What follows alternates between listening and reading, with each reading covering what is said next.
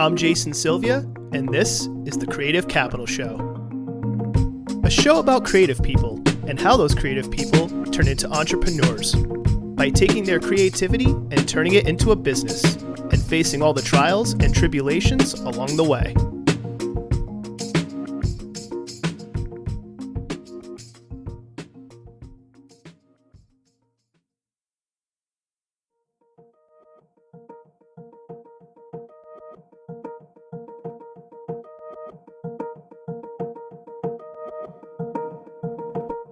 How does one become a successful designer? How do you turn your skills and work into a business? Is there a clash between practical design versus conceptual design? How do you take your influences, your culture, and its references, and leverage them for success within your work? Can you design the life you want to live? Or even, what is design exactly? If you have ever asked yourself any of these questions, then you may want to listen to this episode's guest, Ally Thatcher. Ally is a designer, illustrator, creative director, and business owner of her design practice, Fallen Cargo. Ally will be the first to tell you that while she owns and operates Fallen Cargo, she is much more than her business and her work. In this episode, Ally talks about being confident in what makes you stand out, why freelancing equals running a business, how working for a big corporation can actually help your creativity, why you should research and know the history of anything and everything you reference, why you should keep a degree of separation between you and your work, and a whole lot more. And it all started with sneakers and Vibe magazines. Enjoy.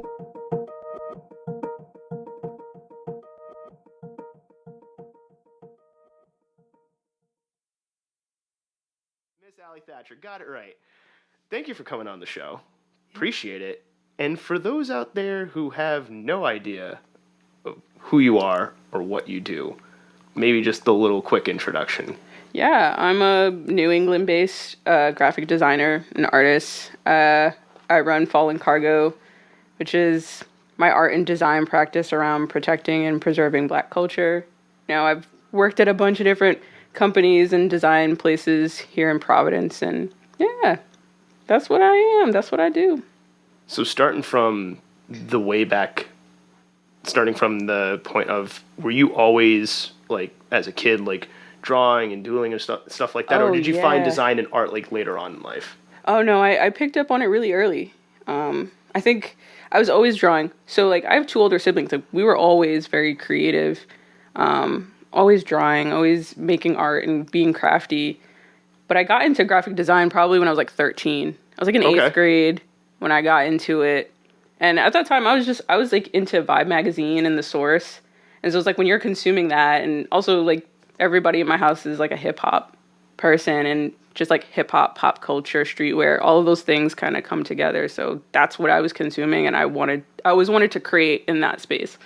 So you saw what was going on with like just the music, album covers, Vibe and Source, and that influenced of like, how do they make things, like, was it more of like, how do I emulate that? Like, they made this thing look like that, or this album cover looks like that. How do I do that? Or was it more just you were consuming all that and it was just organically getting into design? Or was it both? Or it was a little bit of both, because like, I think like when I was in 6th grade, I wanted to be a sneaker designer because I was like really into sneakers. And I'm guessing this was before, I'm not gonna make comments about anybody's age, but I'm old as shit. I'm 35. And by that I mean like old to like any Gen Z person. They're gonna look at me. Yeah, I'm 29. Ancient. I'm 29. So this is before, like, I wouldn't say necessarily before sneaker boom, but like the idea of a sneakerhead back then was very different than what we have now. Like, it wasn't like stock trading. It was like you were going to look out for vintage stuff. Like you were camping out, and I wasn't necessarily to that extent, but like the sneaker companies were just starting to get into the idea of like collabs and like Japan special editions. Like that was still bubbling, or like we were on the first round of Nike SB being a thing. That was probably like 04, 06. Like I think I was in 8th grade in like 06. And yeah, that was like way before people were really into, before streetwear was like sort of what it is now. And the reason why I wanted to point that out is because I definitely want to hear like what made you want to be a sneaker designer. Because I feel like that's more of a common thing to hear now with the way, like, we have StockX, we have these platforms, but, like, we didn't have that back then. Yeah. So what was it about sneaker design? Because, like, first it was, like, the music and the source, but what was it about sneaker design that you're like, yo, I kind of want to do this? That's just what I was into. I was just, like, into sneakers. Yeah, like, and what was weird is, so I moved around a lot as a kid, but when I moved to Mass, like, I was living in, like, I grew up in a very small rural town, predominantly white. I was probably the only kid in elementary school wearing Air Force Ones. You couldn't get Air Force Ones in, like, rural Massachusetts. And so it was just weird to me that I was like, wow, like, I'm understanding the cultural difference between where I come from and where, like, my peers around me are coming from. Like, they don't have the same reference points that I do. So you were seeing the divide from even just, like, a culture reference standpoint. Yeah. Like, the Nike Air Force Ones meant something to you, but to other people that were around you, it either not I want to say meant nothing, but like, oh, that's a pair of Nikes. Yeah, it like didn't have the same impact that it did for you. It didn't like make sense to a lot of the kids that I was growing up with until probably Nelly came out with Air Force One. Until it was like really like splattered across like every TV screen. Okay. Yeah, and it's so weird because, you know, prior to living in Mass, I was growing up in Windsor, Connecticut, right outside of Hartford. So that I was growing up in, like, middle-class Black neighborhood. I went to schools that taught Black history.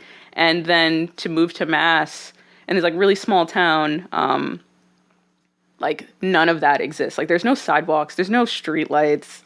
There's nobody in school that really looks like me. And even the other Black kids that I was around, like, they were still, they had a completely different Black experience than I did. So my cultural reference points were very different from the kids that I was growing up with.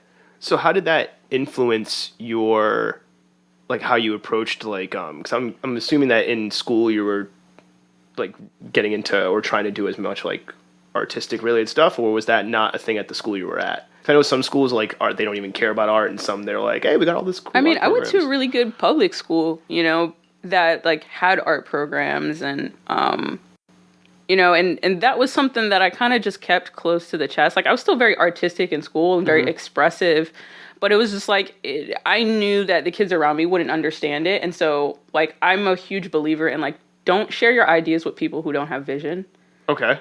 And so and you know, and I owe that to, like, my older brother and sister, because they were always the ones to be like, you know, like, these kids around here don't come from where we come from. They're, like, you're not the one that's weird and different.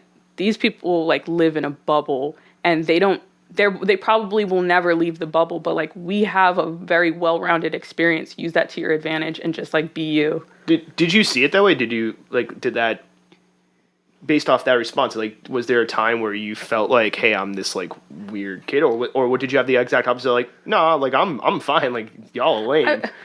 Like which one was it? The latter. Like, I wasn't Cool, okay. I wasn't like a weird kid in any way. I didn't find myself weird. I didn't think that what I was doing was abnormal, because in my household it was very Black and very creative, and, like, that was just stuff that me and my brother and sister did. Like, we would just, like, make music and draw comics, and it wasn't weird to us. Like, and we always talk to, like, my niece, she's 12. And we're like, man, if we had TikTok and Instagram and, like, social media, holy crap, yeah. when we were kids, and, like, when we were just, like, digging around, making music and, like, drawing stuff, like, it would have been a totally different situation for us. This perfectly leads to two questions. I always say this on the show. You'd think we'd plan this, but there's not much. There's planning, but not in the way people think for the show. But this leads into two questions I have. One that just permeated because of what you were just talking about. Do you think that there was a benefit of being around people who had a completely different experience, or didn't, you know what I mean? Like, didn't understand, like, your references? Like, was there a benefit of, like, seeing, maybe like, just seeing that other side and being like, oh, wow, these things that I reference that make sense to me are, like, completely foreign to, like, to this other group of people? I mean, like, from a representation standpoint, it does suck when you're, like, the only Black kid in school. And then, but it was just, like, I was so comfortable in self that it was, like, it didn't affect me that the things that I was on was different from them, because I knew that, like, the stuff that I was into was cool to me. And also, like, growing up with the internet, like, I built like closer friendships with people through the internet than I did with like some of my own friends that I just like played sports with and like had grown up with. Whereas like I didn't hang out with my friends outside of school. I pretty much like stayed to myself, hung out with my parents, and like spent time on the internet and did like art stuff. And I used to build like lowrider bikes with my dad and like do like antique bike shows. And like that was the stuff that I thought was cool to me. But I think, you know, maybe if I hung out with kids more in like high school, or I might think differently about it, but I kind of just kept, I don't know, I felt comfortable keeping to myself because I knew what I wanted to do and I knew where I wanted to go with being creative. I knew that there was like an end goal to it that was going to be beneficial to me.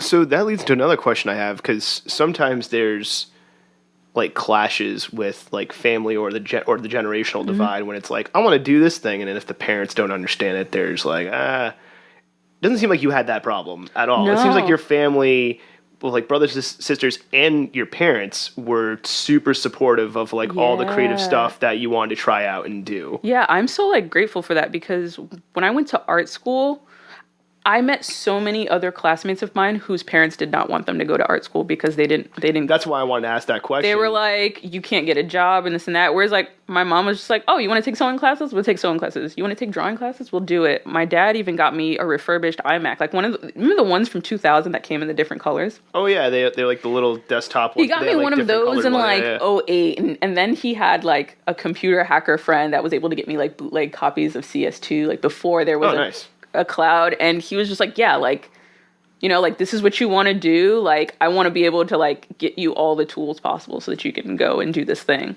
So did your parents have an artistic or creative background or no? No, I mean, they're creative in their own ways. Like my dad is like a tinkerer. Okay. He, you know, like his hobbies are like bikes and like making things. And like his thing right now is like making patios. Okay. and like like just yard wants to work, make patios. just like dad shit, you know. Like when you have a house and you have property, like you just want to take care of it, and like that's his sanctuary. That's his zen.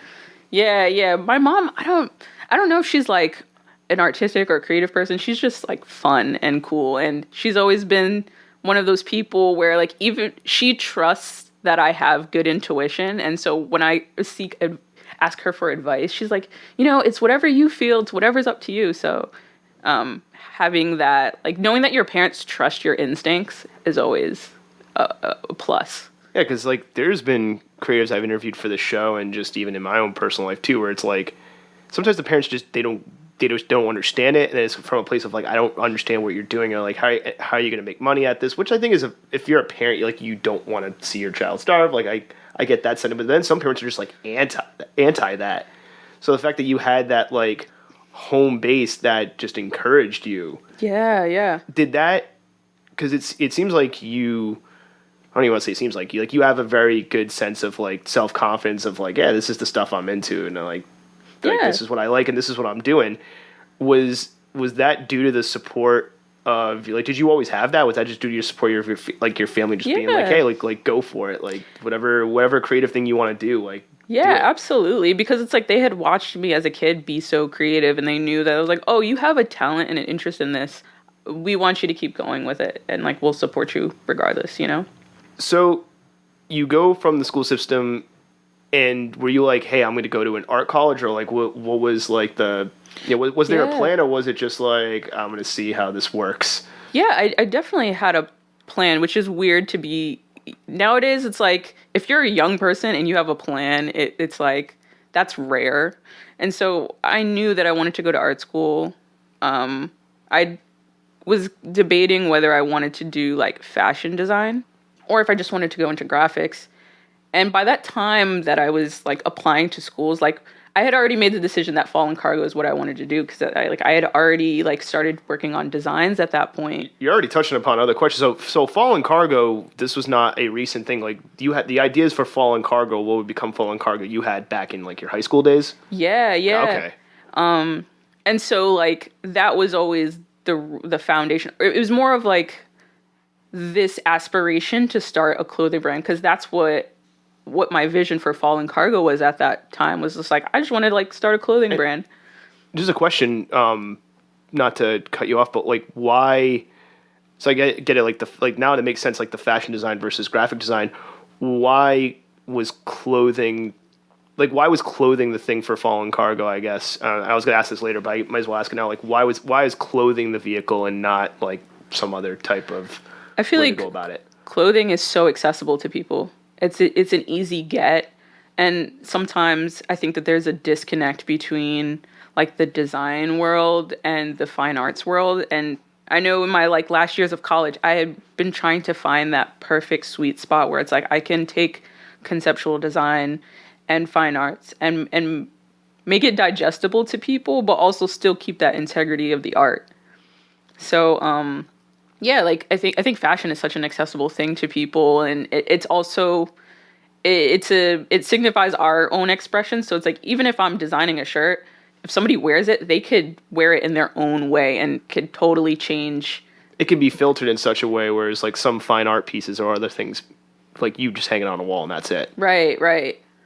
But like you can't really like remix it or present it in a different way. It's just like it's here on this wall and somebody's gonna look at it and interpret it, and then like that's it. Whereas it seems like what you're saying is like with clothing, like even though like yeah you've made this T-shirt or this thing, somebody can wear it in a certain way that like can change the meaning of it, or like it's through a different filter. Yeah, absolutely. Gotcha. So what in the whole debate of like fashion versus like graphic, like what was the factor or factors that made graphic win? Yeah. So with fashion, it's extremely competitive. Oh God, yeah. And I remember like just growing up and like watching Project Runway and like seeing how like harshly critiqued each piece was, and I was like, that's not why I want to do fashion. Also, like the whole cut and sew thing, it is super competitive. And then also having some idea of how like that art school culture is, it can be really catty and shitty. And maybe that's my own ignorance. I don't know. That's my perception of the fashion space. Whereas like graphic design, it's practical. At least in my mind, it felt practical. And I realized I was like, maybe I don't want to be the person sewing the shirts or like designing the garments, but I like making the graphics on them. And I think that was what clicked for me. So it was a mix of like practicality and also just not being into, I don't know how I should put this, like this elitist type of like space or something like that. Right. Well, I'm guessing, so it was graphic design, just less of that. Yeah, okay. Yeah, it felt like less of that. And I feel like fashion is so fickle. You know, like trends are moving so quickly, whereas like, you know, graphic design does like have its own trends, but it's not as intense as the fashion industry is. Gotcha. So what school did you end up picking? I went to the University of Hartford in Connecticut, and they had like the Hartford Art School, and I chose that school because I could run track because I was an athlete growing up, and I wanted to run D1 track. And so I was like, how can I get the best of both worlds? How can I run track, and how could I study art? So I have a question about the school thing, and I've touched upon this on previous episodes, because when I found out about RISD, blew my friggin' mind about what they taught and what they didn't teach. So I definitely want to get your perspective on this, because you went to a different art school. So when you went to Hartford Art School, were they teaching you more, and this could be different because you studied graphic design, were they teaching you more like theory? Was it more about technique? Was it more practicality based? Like, what were they actually going through there? Because I've heard so many varied responses, and like sometimes it's like, well, they teach us theory, but they don't teach us practicality. I'm like, that seems like you're not getting your money's worth then. I went to a program that was more about practicality. Okay, see, that's awesome. That seems like the way to go. And also, like, the design program was super competitive in its own right. But it was like that design program was teaching you, like, how to get a job after college. Okay, thank you for saying that, because that was going to be my next question, because I was finding out from other art schools like RISD where they weren't teaching any like art for business classes. Like they would do a free lecture once in a while, but I'm like, well, why aren't they teaching that? Because not every student coming out of an art school is going to be a famous artist, or is going to be like somebody in galleries. Like you may go have to work for a corporation, you may have to freelance. It's like, why isn't this prestigious one, and I've said this on the show before, like, of all places, not teaching like, hey, you're probably going to be a general contractor in the sense like, here's how you do taxes is that. Right. Here's how to get paid. Like, here's how to do this. And so what you're telling me from, which I think is great, was that more of the school and they were focused on practicality, or is it more of the graphic design program specifically at that school? I think it comes down to faculty. Okay. So, and I remember talking about this with professors because I had a couple friends that were studying abroad in London, and how design is over there, particularly, I would say, like, not in the United States, it's very conceptual, and it's very, like, in the same way that, like, RISD is, like, super conceptual. Whereas, and oftentimes the United States, they get critiqued for being super commercial and very safe, and it's all about the technique. And so you have to, like, learn these skills first before you learn the conceptual part first. But the trade-off with that is, right, is, like, yeah, like, we're like, we come from, like, a really great technical background, like typesetting, like, I know my professors taught me to be really keen on those things. Like, get the technical aspects and get, like, know how to use your tools first before anything else. Right. Master the tools, and then whatever, like, comes out of your brain because you've mastered it. Tell me if I'm going in the right direction here. Hey, you have these tools. We're going to teach you how to use these tools to, like, the best that you possibly can, that you, like, these tools will become muscle memory almost. Right. Whether physically or not physically is another story. But then when you want to get conceptual, it may be easier because the whole brain to hand thing will be easier because you've mastered the tools. Was that, like, the approach that they were going for? Well, it's just, like, there's only so much that your professors can teach you, and they teach you what you know. And so, like, my professors came from, like, a like corporate design background. And so, like, if you had a professor that was teaching packaging and working in packaging, she will teach you how to do packaging and how it works in the real world. The downside to it is, like, when it came to the conceptual stuff, the projects weren't really that interesting. A lot of the students had a lot of the same projects. And so it's like, yeah, they're technically good, but when you think outside the box, there wasn't a lot of that. And you had to do a lot of work on your own to figure out how to think outside the box, how to be more conceptual. And so I know my senior year, that was a big thing that our professors were trying to push us to do. It's like, okay, now you have all the skills, you have all these rules. Now it's your job to create a project for yourself and be innovative and, like, push the boundaries. And they didn't necessarily tell us how to do that. They just told us that we need to start doing that. And so you're saying before, is that more, so it seems like from what we were just talking about, I just want to see if I got this like matched up correctly. And by the way, anybody listening, I don't hate RISD. I just thought it was very surprising that one of the best art schools in the entire world was, like, teaching some things and then not teaching others, which blew my mind. But it seems like European, outside of America, design is based in the conceptual. RISD was teaching was teaching more to that. The school you went to was the flip side of that, more about the technique, the tools, the technicality of it, get that down. But then the conceptual was more on, like, the, not lacking, but, like, that was more of, like, not the focus. Yeah. And I think it's like the trade-off where it's just like, if you want to learn a skill, like, anybody can pick up the skills at any point in time. You just have to be the one to put in that work. Yeah. And then if you're someone that has great ideas, you got to put in that work to figure out how to execute them. But it's also very easy to have really great ideas and then not have any of the skills to execute them. And so you're just an idea person, but then nothing gets done. Right. And so, like, I don't think one way is worse than the other. It's just we have to figure out where you fit. Because there were students that weren't really good on the technical stuff, but had really fantastic ideas. And they had to figure out, well, if I don't have the skills, what is the best way that I can communicate my ideas? So it's like, you got to just, like, figure out what type of designer you are and what works for you. I know for me, I'm a very technical designer. I'm very, like, prolific in what I do. I can work really fast.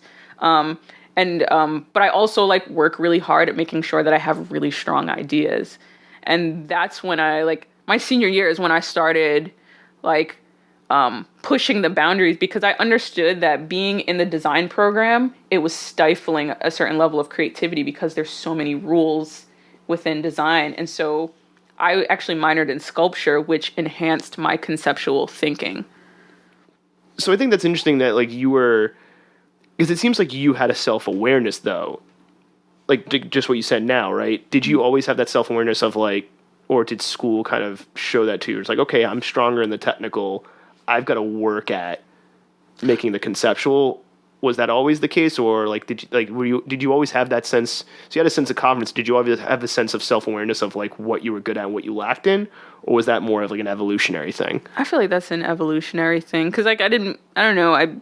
It's so hard to think back to that time of like what I was into and what I was not. I knew that I was doing well in my classes. Like I could even just like everybody that I graduated with is like a really awesome designer. And we had like a really good community of people. And I think that's the difference between maybe like the art school that I went to and other art schools is like there was a clear sense of community, whereas like other spaces can be very cutthroat and very competitive and like I want to get this thing. I'll make sure nobody else. And people gets can it. be super catty and shitty. And so there was always like a good camaraderie where it's like I had people in my class that were like, you're really good at this thing, like. Or, you know, we would just like encourage each other and make sure that we always recognize the strengths in each other, which is, I feel like is rare in the art school space. I think that's rare in anything. Just a brief aside, like just to bring my own personal experience into it, before I left the corporate world, like I did have a corporate job that like in tech that was actually pretty good. And I was trying to think of like, why was I not miserable at this one particular position? And then talking to one of my friends, because the people I worked with, we all kind of like went and did our own thing afterwards. Like one of my friends put it perfectly. He was like, dude, it was the people we were working with, because the job was fine. Like we were making a good amount of money, but the person who was in charge of this group was smart enough that I would joke with my friends. I was like, dude, like that time for us working there in our professional career was like the last dance, in the sense of like, I now look back at like, that manager who was putting this team together was like, I don't need all-stars. I need people that kind of balance each other out. Yeah. And so it was a community, like you said, of like, I never felt like I was doing bad there because everybody was supportive and everybody was kind of like, even if you were doing bad at one thing, you had somebody who was great at that thing who would come and help you out. And then you would figure out that you were great at stuff, because the reason why you would figure that out is because everybody was coming to you first and they're like, oh, I must be good at this. Everybody's asking me about it. Yeah. And those like, they say, like, you can only have, like, 2 of 3 things. Like, you either, like, get paid really well, like what you're doing, like the people that you're working with. And I will always choose liking the people that you work with and, like, liking the things that I'm working on. You know, because I do think that, like, yes, money is important and you need to get paid for, you know what I mean? Like, and you need to live. You need to live, right? You need to live and you need to, like, go out and enjoy yourself. And so if you can get all 3, that is fantastic. But, like being able to work with good people and being able to do good work with good people and for good people, like that makes the job like really exciting. So going along with that, so you come out of this really good community of in school, in a school that's teaching you how to, you said they taught you how to get a job or how to get work. So was that also design based, or were there just like general like classes about business and how companies work, or so, was it more like from your faculty and their experience? The faculty, our senior year, the faculty would bring people in, like professionals that they knew, in to like just talk about their job and what they do. And also like we could ask them anything that we want, or we'd do studio tours. Not all of those talks or experiences were, I didn't necessarily feel like they were beneficial to me, because I was like, I don't want to just get a job. Like, I'm not doing this to get the job. I'm trying to figure out how I want to live my life. Like, and that was a big piece of advice that my sister gave me. She was like, sometimes it's not even about the job. It's about figuring out what you want to do with your life. Like, what do you want your life to be? Not the dream job. What's the dream life? Right. And so, I had some of the people, like, I remember I have this game that I made called Das Races, and it's like, I did see that on your portfolio work. Yeah. And I was really the only person that was like creating like edgy stuff like that in my class. I just saw an ad for a card game now, and I looked at like when you created that, and I'm just like, damn, like maybe just Ally was just years ahead of the time, because like now if you put that out now, you'd probably be like, here's a Kickstarter campaign and we're gonna be right. And they brought this guy Get your pre-orders in. They brought this guy in, and he ran like a design company somewhere in like West Hartford or something. And he didn't get the game. He was like, "What is this? Is this supposed to say that Germans are racist?" And he like didn't even get the like he didn't even get the name Das Racist, right? Or like the joke or the nuance or like what you were actually poking fun at versus like what you thought you were poking totally fun at. Like destroyed me. Like, and it was just like, what the hell, man? Like, how you? And then my one of my faculty was just like, he's just one person. He was like, he doesn't even have a design degree. I appreciated that my professors were like, just because we have our own views and opinions, that doesn't mean that you have to take everything that we say. Because design changes. Right. And so does the working world, because they're in academia. So unless they're working and doing academia at the same time, it's like... Yeah, and the faculty at the Harvard Art School, they really made you aware of, like, just because we give you feedback and advice doesn't mean that you have to take it. You know what I mean? Like, you can still do whatever it is that you want to do and, make it your own. And that was, like, a really good learning experience. But that's what sucks sometimes about the art school or, like, the design education space is, like, they have to tear you down in order to make you better. And it can be very critical. And sometimes students come out of art school carrying themselves in that way and being, like... and feeling like they have to critique everything. I was just about to ask, like, because I've seen some, like, people just, like, have an attitude where they critique every little thing, and then they use, like, well, I went to this particular art school, or I went to this particular, and, like, that's why I can do that. I'm like, who cares where you went? And, like, what... It's art, isn't it? Like, you know what I mean? Like, how do you really even critique it? Because art is art. It's, like, all based on perception, how people take the work. And when you're in the work environment... It's level playing field. Like, it doesn't matter whether you went to RISD. It doesn't matter whether you went to UHart. It doesn't matter when you went to Pratt. You're all working together. Yeah, you're all working together. You know what I mean? So it's just there is like a certain arrogance that some designers come out of design school with, and all that stems from like the education system. And like, I have my BFA, so I, have the space. And it's like, yes, you do have the credentials, but I've also learned that, like, not everything needs to be critiqued. And it's also, like, it's a piece of paper at the end of the day. It's a piece of paper that says, you went and did this thing for this amount of time. Mm-hmm. Here you go. Like, not trying to belittle... I mean, I'm somebody who went to college. I'm not trying to belittle anybody's college experience. But that's really what it is. It's just like, here's record and proof of I went to a school and did this amount of time and passed these many classes. Yes, there's no reason to, like, create a status or a class war with your degree in education. I feel like if we went any further into this, that'd be a separate episode. Right. So, which I definitely want to. Maybe that would be bonus content. But so you get out of school. What was the first? Because I want to ask about this one place that you worked. I do my research, people. Okay. Was Creative Circle the first place you got out of school, or no? Yeah, it's so funny. I thought Creative Circle was an actual agency where you work and design at, but they're a staffing agency. Okay. Clear that up for me, because I looked at it and it was like, we're staffing, creative, and marketing. I'm like, what the hell do they do then? I think it is super confusing for people, because I was going in there thinking that I was getting interviewed for a job to work at Creative Circle, and I wasn't. They weren't. Okay, so that wasn't the case. And so I went to the interview, and they're based out of LA, right? Yeah, and they have an office in Boston as well. Okay, I was just about to ask, like, I know now remote working is considered like the norm because pandemic and whatever, but back then I was just wondering, like, how did that work? But they had a remote office in Boston. You went to interview for them, but it was not what you expected. It wasn't at all. Okay, this is interesting. You got to tell this story. So they were explaining to me, like, oh, this is what we do. We just place you at jobs, and, like, you just submit your portfolio, and, like, we do all the rate talking for you, which is, like, I think for people just getting out of college that are, like, design and are trying to figure out, because I went through that process of, like, applying myself and going on these, like, doing online applications that are like, oh, now you have to type in your work experience, or you need 3 to 5 work. And you're just like, for the love of God, like, why do I have to keep doing this? Why did I have to do a cover letter? Why am I doing a resume if I got to type it back in? And then, all these jobs that you want, you need 3 to 5 years experience. And so Creative Circle was a great, it's like training wheels. It's able to kind of do, like, job dating in some way, so you get to, like, be placed at all these different companies and do a bunch of different things to figure out what works for you and what you like. It seems like, correct me if I'm wrong, they're taking some of the I want to ask about this later, but they're taking some of the more businessy things that you would normally have to think about. They're taking it off your plate so you can just focus on that. They're like, and I'm sure they probably take a cut or whatever it is they do. Probably. But they're just like, hey, you don't have to worry about this businessy stuff, setting prices, rates, et cetera, et cetera. We'll take care of that. So that's like one less thing that you have to worry about, it seems like.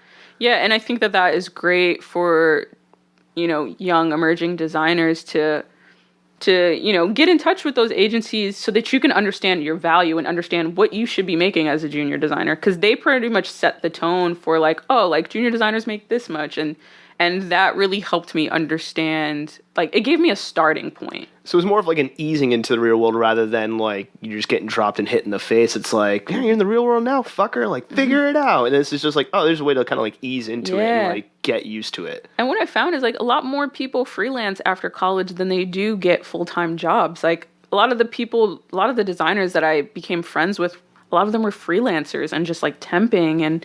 And that's the thing that they didn't talk about in my art school experience, even though I had professors that were freelancing, but freelancing is such a hard thing to teach because everyone's experience is different. Negotiating rates is always especially if you're doing it yourself versus having somebody else or an agency do it for you, then it's like, if you're not there for that conversation, how much do you really know? Right.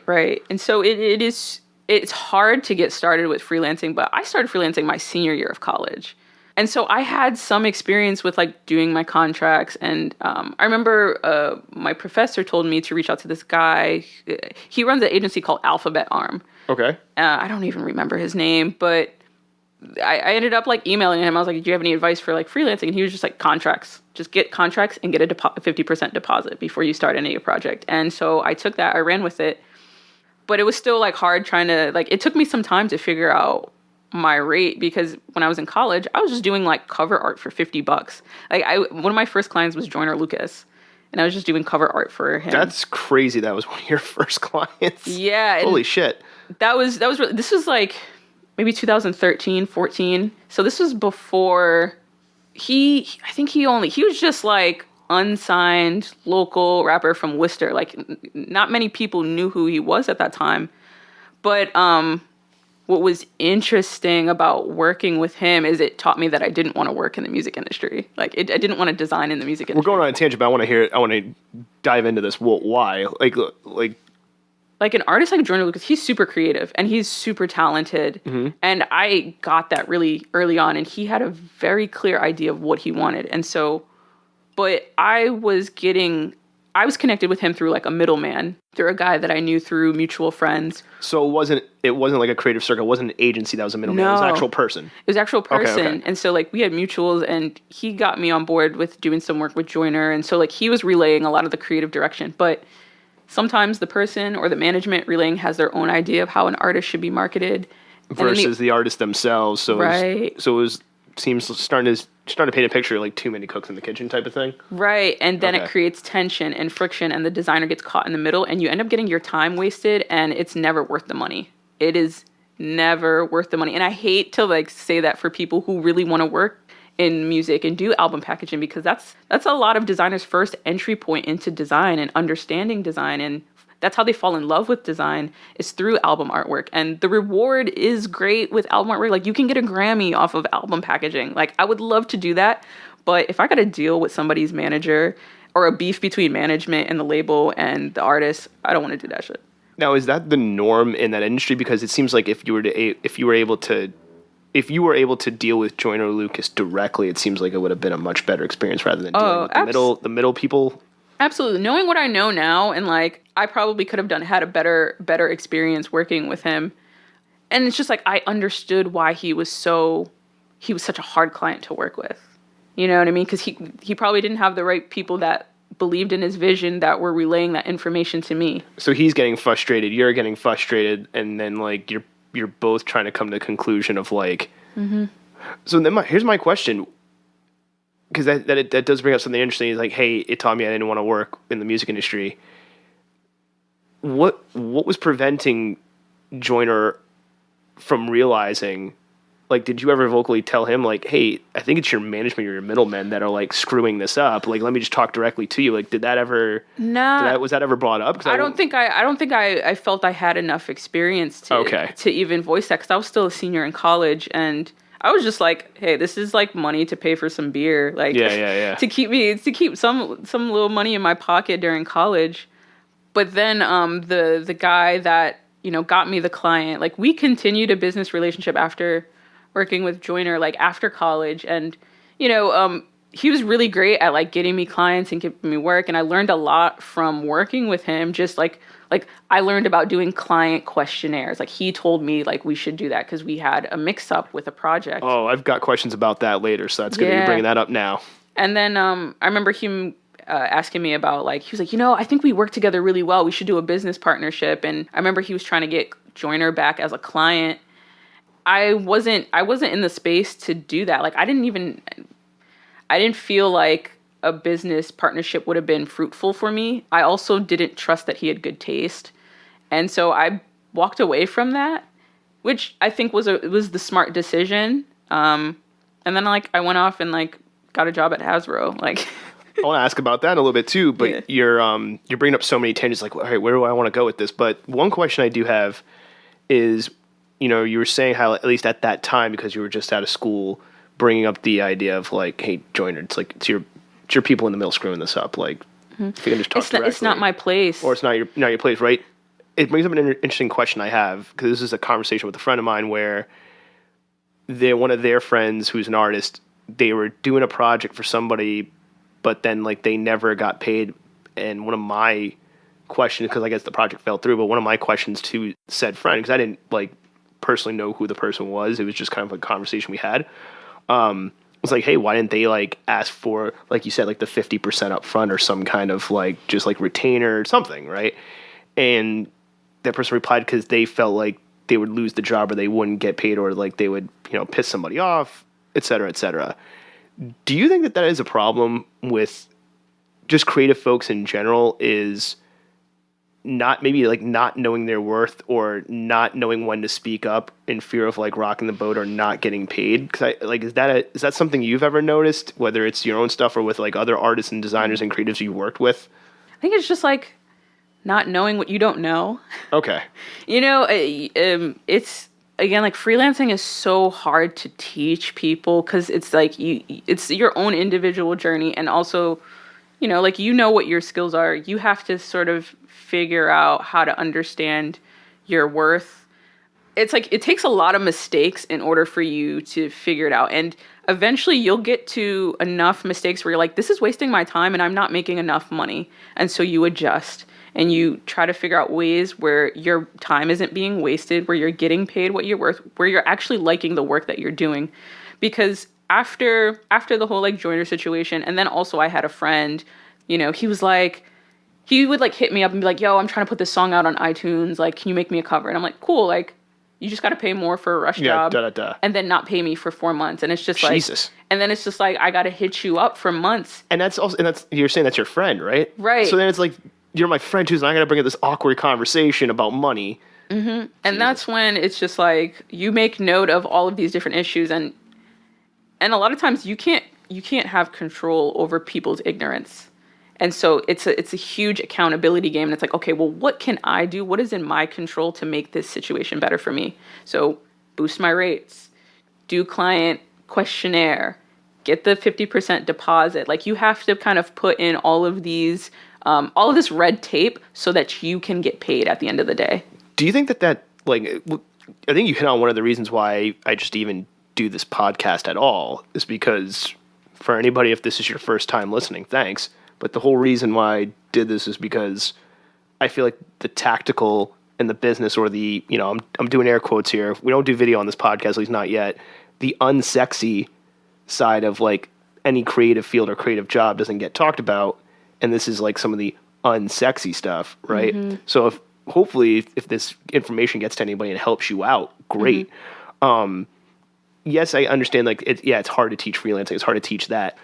Maybe even the individual tactics, like putting up the red tape. Do you think that gets talked about enough? No.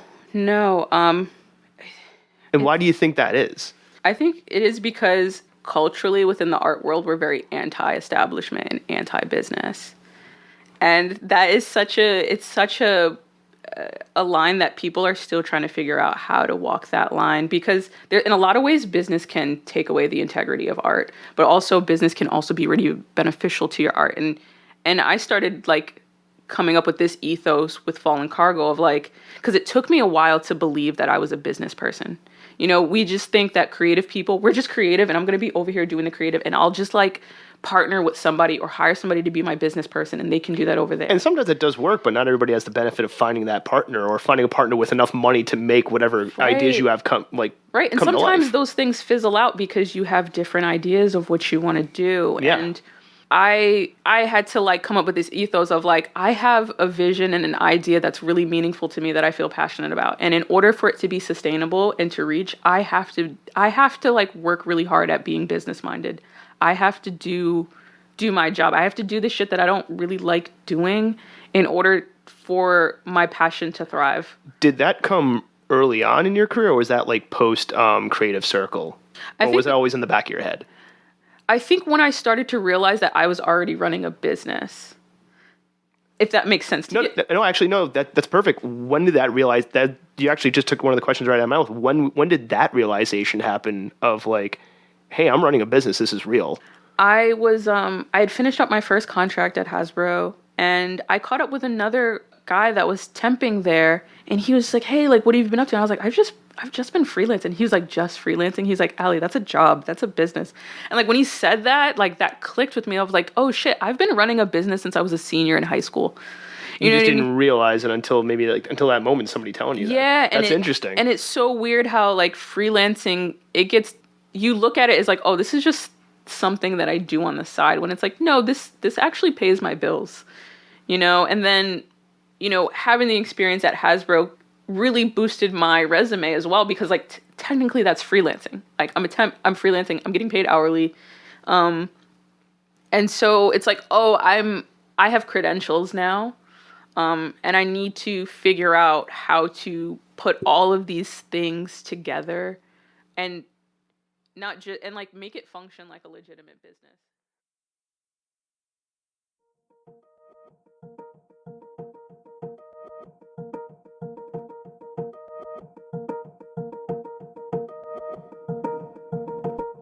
Freelancing. I'm so glad Ally brought up freelancing, because it's an option for so many people that, in my humble opinion, it's not talked about nearly enough, and it's definitely hard to teach. Yes, it's true. Freelancing varies from person to person. You could be doing it yourself or through an agency. Your rates and contractual obligations are constantly in flux.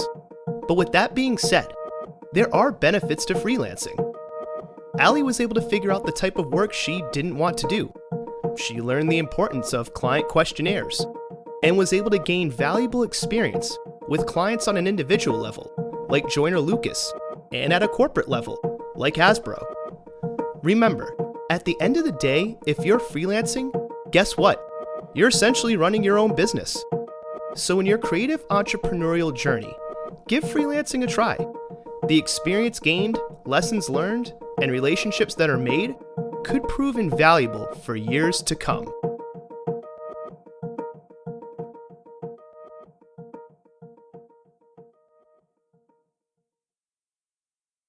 Can you talk a little bit more about your time at Hasbro? 'Cause was it just freelance, or was it like a certain contract? And was it for the, hopefully I'm pronouncing this right, the Hanazuki brand? Yeah, So what did you do for that? So how it works is like Hasbro, they have a vendor system where like there's freelancers that apply to that, and they could name whatever rate that they want. And so like you function as a company that they outsource work When to. you say that they name the rate, Hasbro names the rate, and then you just... the designer has their rate and it's set, and you could set it to whatever you want. And then Hasbro just, I guess, has like a pool of vendors they can work with. And it's like, hey, we have project A, here's the budget. I mean, you probably don't know the budget, maybe you do, I don't know. We have this budget, we need this kind of work. This vendor, which could be like an agency, maybe like Creative Circle, or an individual such as yourself, they fit the bill, let's go interview them, see if they're a good fit, their rates work with us, great. Right. Okay. So that's one side of it, and then there's like the temp contracts, right? And so that's what I was doing through Creative Circle. And so it's just like Creative Circle's the vendor. Hasbro reaches out to Creative You're the Circle. talent for the vendor. Yes. And the Creative Circle is just basically like sourcing the talent and making sure. And Creative Circle. I think that's how it works. Yeah. So it seems like Creative Circle is giving the cosign to like the individual like artist or artists that they're working with. Like Hasbro needs to know like, hey, are these people actually going to be able to do what they say they can do? And then being under Creative Circle, it's like, yeah, we're Creative Circle. We don't hire like jerks. Like Yeah. they'll be able to do what we say they can do. And Right. okay, so there's that, and then there's like, or you're a vendor. Yes. Okay, gotcha. And so I had been doing temp contracts. Now, the pros and cons with that. So obviously, if you're a vendor, like say like I was Fallen Cargo, the vendor for. I can name whatever price that I want, and I could work on any project for however long that I need to work on it. Like, there's a lot more room, and you could keep that money going, right? If they want you to do that thing, right? Right, Okay, right. got it. They can Okay. hire you at any time. When you're Okay. temping, you have either 6 months to a year contract. Once you reach that year, you cannot apply again for another 6 months. Oh, okay. And you could be working on multiple projects for that time. It seems like it's not like an individual project thing. I mean, guess. they have it broken up into brands. Oh, okay. So, like, you're working on one brand during that entire contract. And so I would just, like, get a temp contract through Creative Circle, name my rate, go in for a year, and then have 6 months off to not work.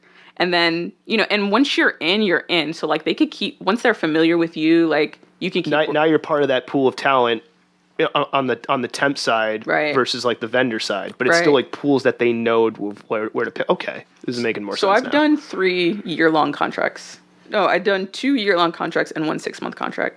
Gotcha. There. I worked on Hanazuki, I worked on Play-Doh, and I worked on My Little Pony. Now, the contract with Hanazuki was awesome. Like, I was hired just to do packaging, but I got to do so many other things, and I'm still really good friends with the guy that hired me. And yeah, it was a really awesome experience. Like, I got to do character art and like concept art and like pitch stuff to an animator and just do like stuff that I probably dreamed of doing, but never thought that I would be doing it at like my first corporate experience. So you were touching upon before of how, the reason why you don't think the tactical gets talked about enough is because creatives and artists, it's like anti-business, dot. Did you have an expectation going in? It's like, oh, Hasbro's a big company. Like, do you have some kind of expectation like, oh, great, like I go work for this big company, it's not going to be good because they're a big company? Or was it more like you had no expectations and then you just got to do all this cool stuff? I had no expectations because I remember I did like a contract at Tomy International doing like packaging for like a baby brand. Okay. And it was like not really interesting at all. And so I was like, maybe I'll probably be doing the same thing. Like, they have a die line and I just set artwork in it, right? Like, I just doing like packaging files. That's it. Which is generally the job that you do if you're like hired for packaging. So there's not a ton of creative stuff that you're doing. You're more of like a production artist, which is fine. Like, that works for me. Like, sometimes it's nice to just keep your head down and just do a job. But I didn't realize so much of like my creative ideas would be implemented in the work that they're doing.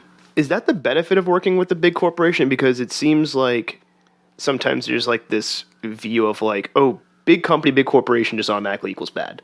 Which Right. and like is that the benefits? Is like, hey, yeah, it's a big corporation, but they've got money and resources to do a lot of different things at the same time, or things at a certain scale, Right. and a lot of people that you may not get to like.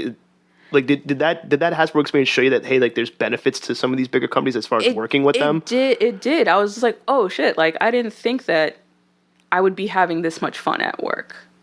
But I think every Hasbro contract is different. Every Hasbro experience is different. Like, So it could go either way. yeah, because what made that job unique is I worked in this department that doesn't exist anymore called iPlay. And their job was, like, they functioned as their own little tech company within Hasbro. So it's kind of like they were treated almost like a startup. Yeah, it was very different. But they have the benefits, so they can be nimble and agile and move around like a startup. But they have the benefits of like a big corporation, writing the checks. Right. So if like a brand like Transformers wants to like develop an app for their product, they reach out to iPlay and they like figure out a way. That's interesting. And so like the buzzword, the tech buzzword at the time was like phygital play experiences. And so that's what we were doing with Hanazuki. It was like, how do we create a collectible toy that can compete with Shopkins and not only have the physical component of like traditional toy play, but also a digital component to it. Oh, kind of like, let's see if I can equate this. Like I remember Nintendo did this for a while, where there was like a little pedestal and you could scan your figurine, and then like your figurine would show up in the game or whatever, or like you get a card and you'd scan it and it would show up in the game. So it was like that's similar to that. Exactly. Okay, gotcha. Yeah, and so it was a really fun, unique experience. But again, like that department doesn't exist anymore, and there are other parts of the company that work in a more traditional way, and that was always like a challenge. I don't know if I'm even. You're making sense.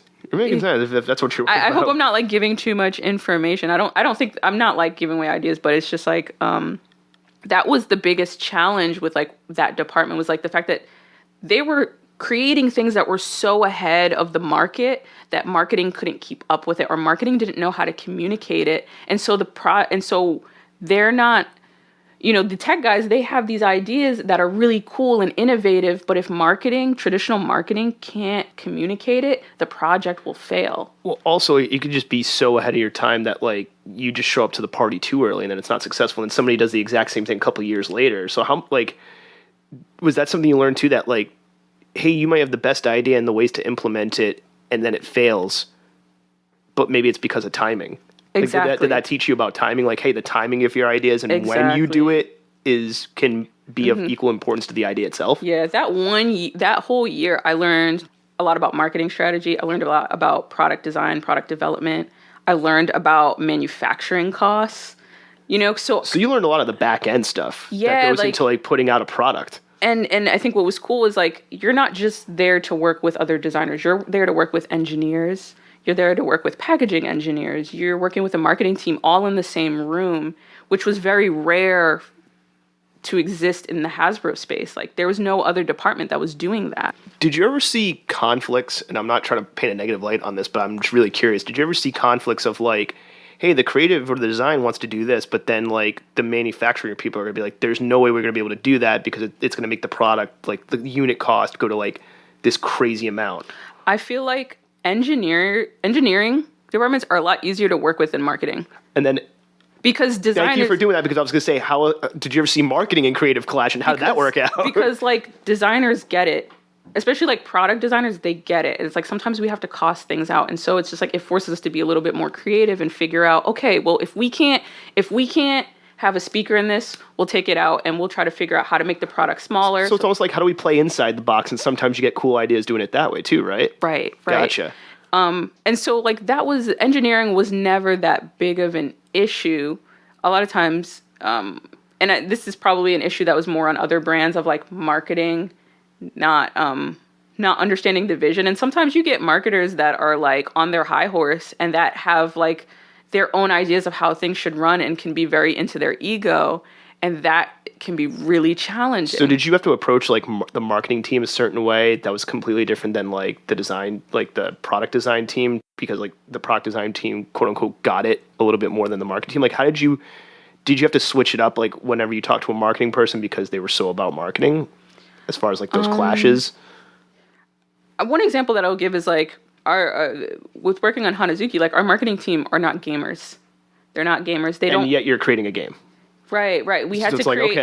We had to create an app that was a game, and so like they don't play video games. They're a completely different demographic, and so we had a meeting where we were like, well, we're gonna make this game that's kind of a bit of Minecraft and it's a bit of token nature, right? Like we're going to take elements of those games just so to help you understand how this app is going to work or how the gameplay is going to work. And so we had a meeting where we were teaching the marketers how to play Minecraft, and like we were showing them all these different games to help them understand how the gameplay works so that they can go back to the drawing board and figure out, okay, how are we going to communicate this in marketing? How are we going to communicate this through advertising? How are we going to communicate it on pack?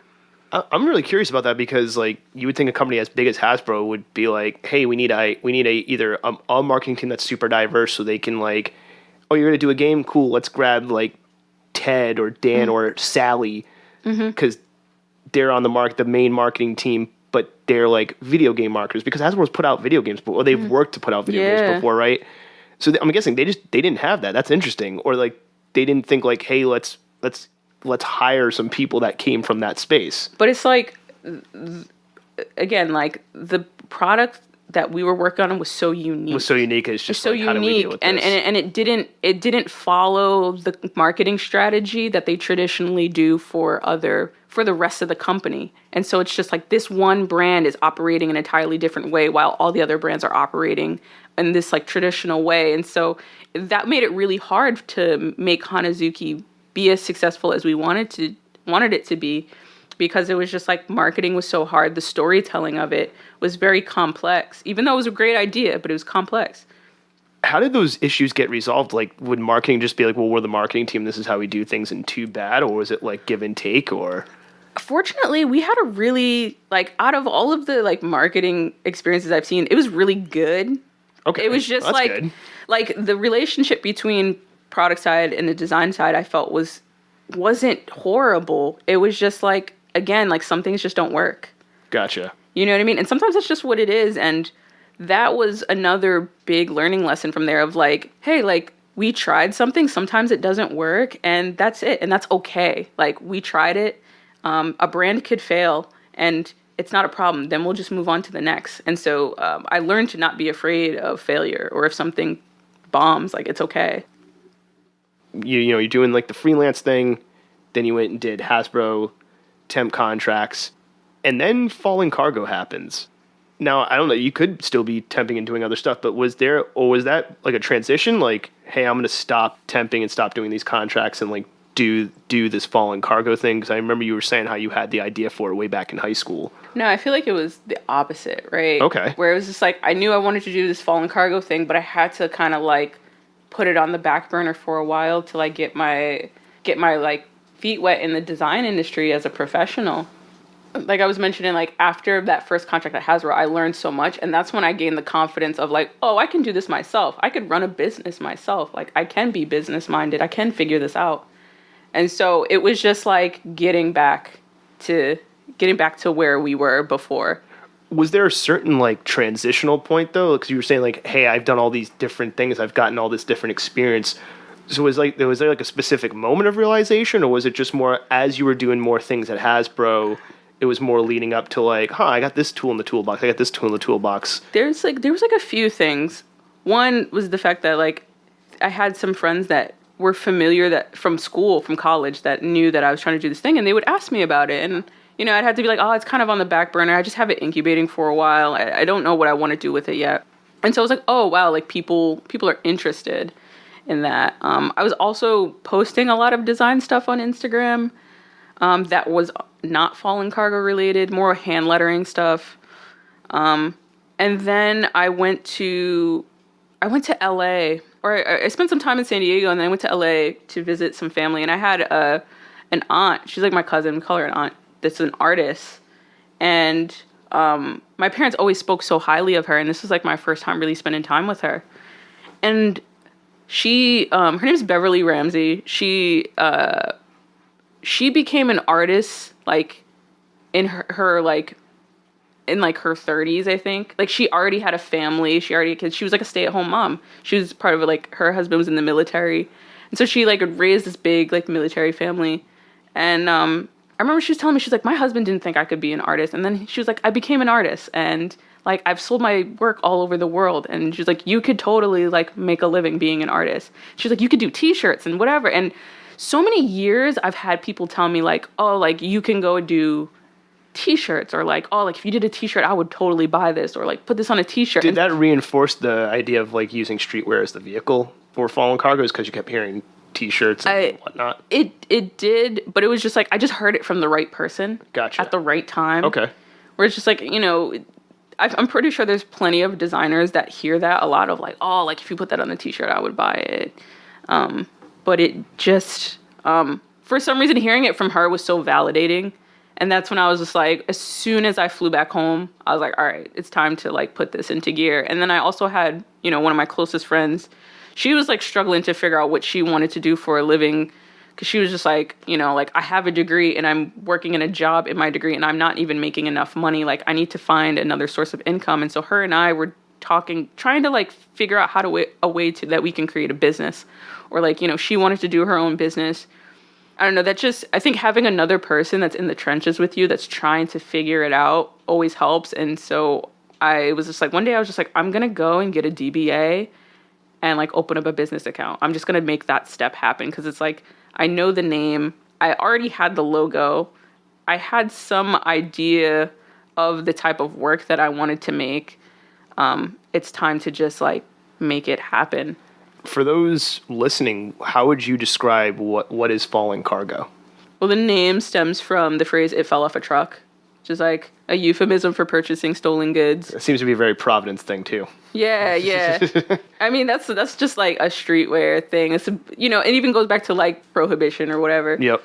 And so, but what I also loved about that phrase is like, it's a way of gatekeeping. Like if somebody wants to like know where you got your shoes or your like fit, and you don't want to tell them, you're just like, oh, don't worry about it, it just fell off a truck.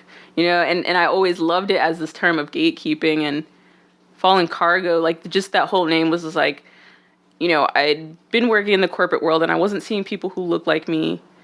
And I'm just like, why is it that like my influences, my creative influences have always been derived from Black culture, yet there aren't any Black creative directors in my experience of working. And I was like, how can I figure out a way to not only create that space for myself, but like, how can I inspire and like educate people to know that like, yo, Black people have a culture that's very rich and very inventive, and it's so inventive and it's so pervasive. It's so inventive and so influential that it is American culture. Everything about American culture. It's interweaved into the American culture, into Americana. Right. And it's so dominant, and oftentimes it gets exploited. And so it's like, how can Black people reclaim it and like take full ownership of it? And that's what Fallen Cargo started to become. It became much deeper than just making cool stuff on a t-shirt. It had to like mean something. And for so long I had been trying to find out what was that like centerpiece, or what was that thing that was going to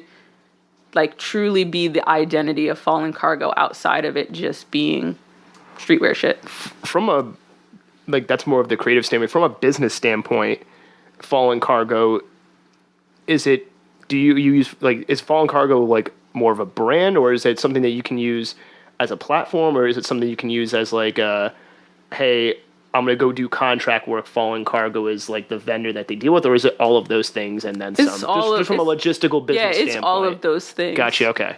Yeah, and that's what, you know, obviously in the beginning, the streetwear component played a role, but I've sort of backed away from it because, I don't know, there's aspects to like the whole streetwear space that I don't like. That would also seem limiting just to be in only one space when you want it to be multiple things from a creative and business perspective, It seems like. Right, and I couldn't figure out a way to communicate what Fallen Cargo was. So like streetwear brand was like a really easy get, but it was like... But it's more than that. But it's so much more than that. Gotcha. And so now I call it my art and design practice.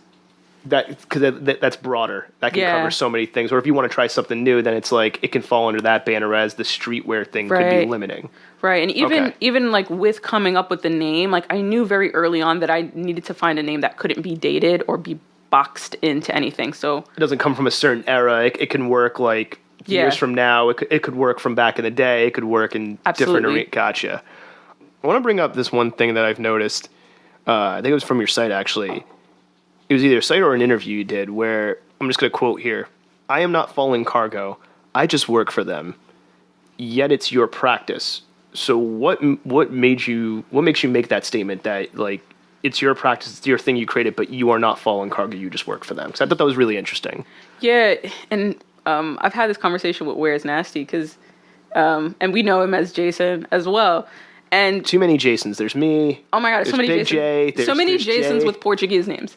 Last names. For those that are outside of it's Rhode Island, it's province, it happens. Yes. And one of the things we were talking about is like people not knowing how to call us because of our Instagram. And I think this happens a lot. Like, you don't have to be a creative or anything. Like, sometimes you're like this avatar, and people, when they see you, they want to call you your avatar because that's how they understand you. And it's like, I am not Fallen Cargo. Like, I've had people come up to me like, yo, Fallen Cargo. And like that makes me a little uncomfortable sometimes. And I know it's not malicious in any way, because it's like, they may not know my name, but it is like, there needs to be some separation. And that doesn't mean separation between art and the artist. It means there needs to be separation from like, that's my job and it's still work. And then I also have a life outside of that. So there needs to be a degree of separation, not necessarily between art and like artist and their art, but like, yes, I'm an artist, but I'm also this person that does these other things, that has a life. Mm-hmm. I find that interesting because even just doing some of the creative stuff I do on my own, I've had people try to give me advice and tell me like, hey, you need to tie these things together and like let people know that you do all these things. And I think that's interesting that, yeah, like that makes sense, but also then do you want to be defined by those things? So it's like, how do you balance all that? Like, well, you want people to know that stuff so you can like keep doing that and make a living off of it. But then it's like, how intertwined do you want to be? We're also just in this like very weird space where like everybody has a platform, right? And like everybody has some form of notoriety. And I think that that's a scary place to be in, where it's just like everybody has this like, I don't even want to call it celebrity, but I don't know what the word is like for. Maybe it's like that Andy Warhol quote where he was like, in the future, everybody will have their 15 minutes of fame or 15 seconds of fame. I feel like we're just living that now. Yeah. And it's like, I'm so like against, I don't know how to put it into words, but I think, like, for example, I had this experience where I was out at an event, and there was this person that has messaged me on like Instagram before and like follows my work. And it's like, you know who I am, but you're not approaching me. You're not talking to me. Like, you're just orbiting around me because of what I represent on Instagram. It felt that way. Even, I don't know if that was their intention, but it felt that way of like, you're in my orbit because of what Fallen Cargo represents. And it obviously has some value to you, but it's just like, I'm a real person. Just like, say what up. You know what I mean? And I just feel like it's so important that we totally break that digital barrier and just like recognize that like we're people, because that was the whole intention of social media, right? To like be connected with people, but not for the right reasons. I'm gonna jump to a question I had for later, but I feel like because we're on it, like this is a perfect segue into it. What is your opinion on? We were talking about this a little bit earlier, but now we're committing it to tape, getting it on the show. What is so it's two-part. The first part I want to ask is, have you ever found that to be a hindrance in the sense of not being so intertwined? Because I've had like people be like, oh, I didn't know you did this, I didn't know you did that. It's like, well, shit, if they did know, like, I wonder if it could have been an opportunity to like, you know, for like a partnership or to make some money. So have you ever run into that where it's like people not realizing that certain things were intertwined? Has that ever been a hindrance from just like a professional standpoint, or no? No. Okay. No, not at all. Because I feel like, I don't know, I'm so, it hasn't been a hindrance at all. No, I don't think so. It's just, I think what's beneficial to me is like people know where I stand and know the type of work that I do. And so I'm able to get the clients that I want to work with. Gotcha. The other part of that question is, because you're saying about how like social media is supposed to be social and things like that. And now, funny enough, in the world of streetwear, I just saw, I think it was Bobby Hundreds did a whole big essay about the metaverse. And that's like the hot topic buzzword, like because of NFTs and like the idea of a metaverse. And you were kind of working, it seems like that brand you worked on at Hasbro was like inching towards that almost. Like, hey, how do we get these physical action figures to show up in a digital game? And it's all connected and ... And it's like, you know, now people are trying to define what the metaverse is going to be and how like your online avatar and you are going to be intertwined and they're going to be the same thing. There's some people saying that, some people saying like, you know, NFTs and owning digital artwork. Where do you like, how do you view all that? Like just all this stay out talk of about it. NFTs and metaverse and that, like, do you think it's going somewhere good, somewhere bad, somewhere indifferent? Is it going to be like, how do you just, it's going to be based on like anything else? How do you approach it? I stay out of it because, one, I don't have all my information on that, and I don't want to like be ignorant about it. I don't want to be so anti about it, but also like, just because we have the technology doesn't mean that we should. I feel like it's like a lot of information at once, and there's like a lot you have to sift through almost. Right, and I'm the type of person where I'm not to be, and again, it goes back to like my design brain where I have to think about what's the worst case scenario? Like, what are the problems that can arise from this? Because with every new piece of technology, there's going to be problems. And also a bubble and a gold rush when you hear about like artists like selling their NFT for just like, and there's something about it all that, this money, gold rush. Everybody get in now, like while you can. and there's something like, I'm all here for like artists getting their money, but also there is this like overtly capitalistic air to it that is just like, they promote all the ways that people are making millions of dollars. So people are just like, especially now with being in a pandemic, and like people are just trying to find ways to cash in, and they're going to do whatever they need to cash in. And, I get it, but I don't know. It has to be, in order for me to get involved in the metaverse, from a creative standpoint, it has to be the right project and it has to make sense. And that's another thing that I learned with like working at Hasbro in that first contract was like, just because you have the technology doesn't mean that you're going to make a good product. Because like the whole thing with like VR, right? Like it's great technology, but there's no storytelling component. People still care about storytelling. I can't tell you how many things I've seen where of like the Power Glove and what it was supposed to be, and like the VR headsets and what they were supposed to be, and they had the hardware, but like the software wasn't up to par, or like it was more like a tech demo rather than a game. Mm-hmm. So it's like what you're saying, like people still want to be entertained at the end of the day, or they still want to experience a great piece of art or look at a great piece of art. You still need the story. You still need the other components. Yeah. And so it's just like, if you can tell a great story through those tools and through those means, like, go for it. Maybe one day I'll find the right project that fits in that medium, but as of right now, I am exhausted. It's a lot of information. Just even I'm, as a technical person, trying to sift through it, and even me having a technical background, like I get what an NFT is, but at the same time, I'm like, why is somebody paying like $300,000 for like a picture of a lot of people like are trying to cash in. A lot of people are just trying to cash in. Like, I've been thinking, like, is it cashing in? Is it just rich people trying to flex? Is it money laundering? Is it all those things plus like people needing to make money off of art? I mean, at the same time though, I went to Art Basel and somebody sold I'm doing air quotes here, quote unquote sculpture, where it was a pool, like literally just a pool toy on top of a ladder, and they sold it for like $35,000 to a gallery, and I'm like, how is that even a sculpture? That's such an Art Basel thing. Yeah. Which like the banana with the banana. The banana thing, and then the guy who ate the banana and said that was art, and then this other guy who recently gallery paid him money for art, and he just sent them blank canvases, and he called the piece "Take the Money and Run," and like that, by him doing that was art. So it was just like, that stuff gets so tricky because it's like, I don't know, people think that art can be anything. Oh, then somebody tried to copyright that. Somebody's trying to take him to court now, I think, because like he's saying, oh, I did this years ago and you can't do that thing because like, what? Like, that makes my brain hurt. Yeah, it's a lot of stuff, and I feel like if you're a creative out there that's trying to figure out what works for you, like if you're interested in it, go ahead, go and do the research and like figure out a way that makes it work for you. But if you're in the space that I'm in, where like I'm just exhausted by all of this like new shit, and I just want to like continue to just post pretty pictures sometimes, and I'm just gonna do what works for me right now. Yeah, you need to like absorb and process like what the hell is actually going on before like just diving in. Right. Back to Fallen Cargo, I noticed something from the site. It says each piece is designed to confront the whitewashing of culture and history. Was that from like the beginning, as far as like when you were thinking about Fallen Cargo in high school, or is that something that was that a sentiment that came later on when you were saying, hey, you were working, but then you didn't see? That came later on. So that ethos came later. Yeah, that came later on because it was like, I think at that time that I was like a year out of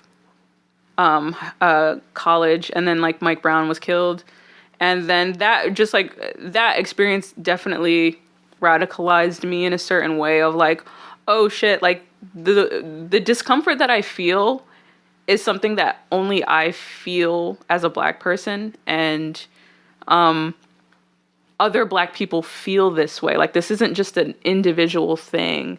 And so I had been doing like, just like educating myself on all of that stuff and like realizing that, oh my God, there's so much history out there that is deliberately being concealed from us. And it's the reason why like culturally the United States is in the space that it's in, because it's concealing this history and not giving people an understanding of what's going on.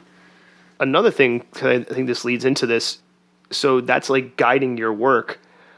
Can you expound on another ethos that I saw, making work that's quietly loud? Because I think that's like a really, like, that was like a good brainworm. Like, I really got into my head. I'm like, I kind of want to know what that really means. Yeah, because like I think about the way that white supremacy operates in the world, right? Like it's quiet and it's loud at the same time, where it's just like to me, like the ways that I see white supremacy manifest in the world is the fact that like Planned Parenthood is in the hood.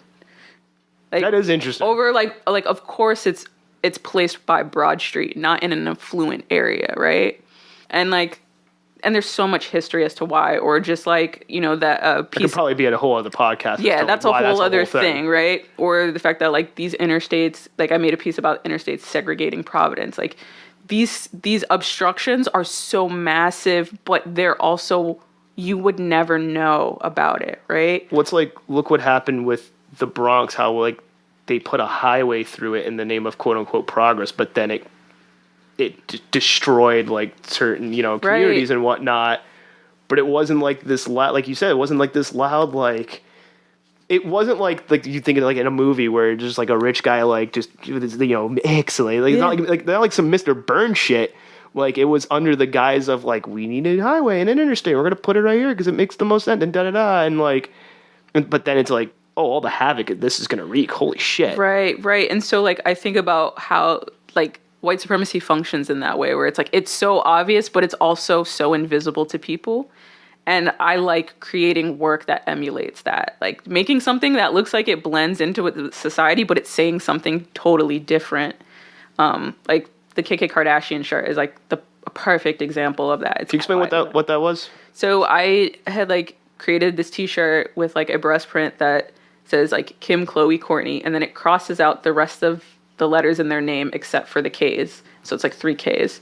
And like I created that because it just like spoke to, there's like the overt white supremacy and there's the covert white supremacy. Like it's not always just Klansmen wearing a hood ready to kill Black people. Like a lot of times it's public figures who are using our likeness, using the likeness of Black women and like profiting off of that and benefiting off of it because it's trendy. It doesn't mean that they themselves are like anti-Black or like that they're trying to be racist in the way that the Ku Klux Klan is. It's just like, that's the society that they live in and they perpetuate it. It wasn't, so it's not like they were sitting there playing like, yeah, like we hate this group of people, like F them, but by doing the thing that they did, they're contributing to something that's negative. just their willful ignorance. Gotcha. Of it is like, that's still a part of white supremacy. Gotcha. So leading from that, how would you, because this term's come up on your site and even with the stuff you've designed, how would you define a vulture? Somebody who's not a part of a certain culture, but is there to extract the creativity from it and go ahead and like profit off of it. And so I think that's interesting because how can, in your opinion, how can somebody who sees something like outside of their own culture, outside of themselves, and they're a fan of it, like they're like, oh, I really like this thing, this product, or like let's say a business really likes a certain design or a product, right? How can like a consumer or a business or even a large company like Hasbro or a firm, how can they be a fan and support something without going into that vulture territory?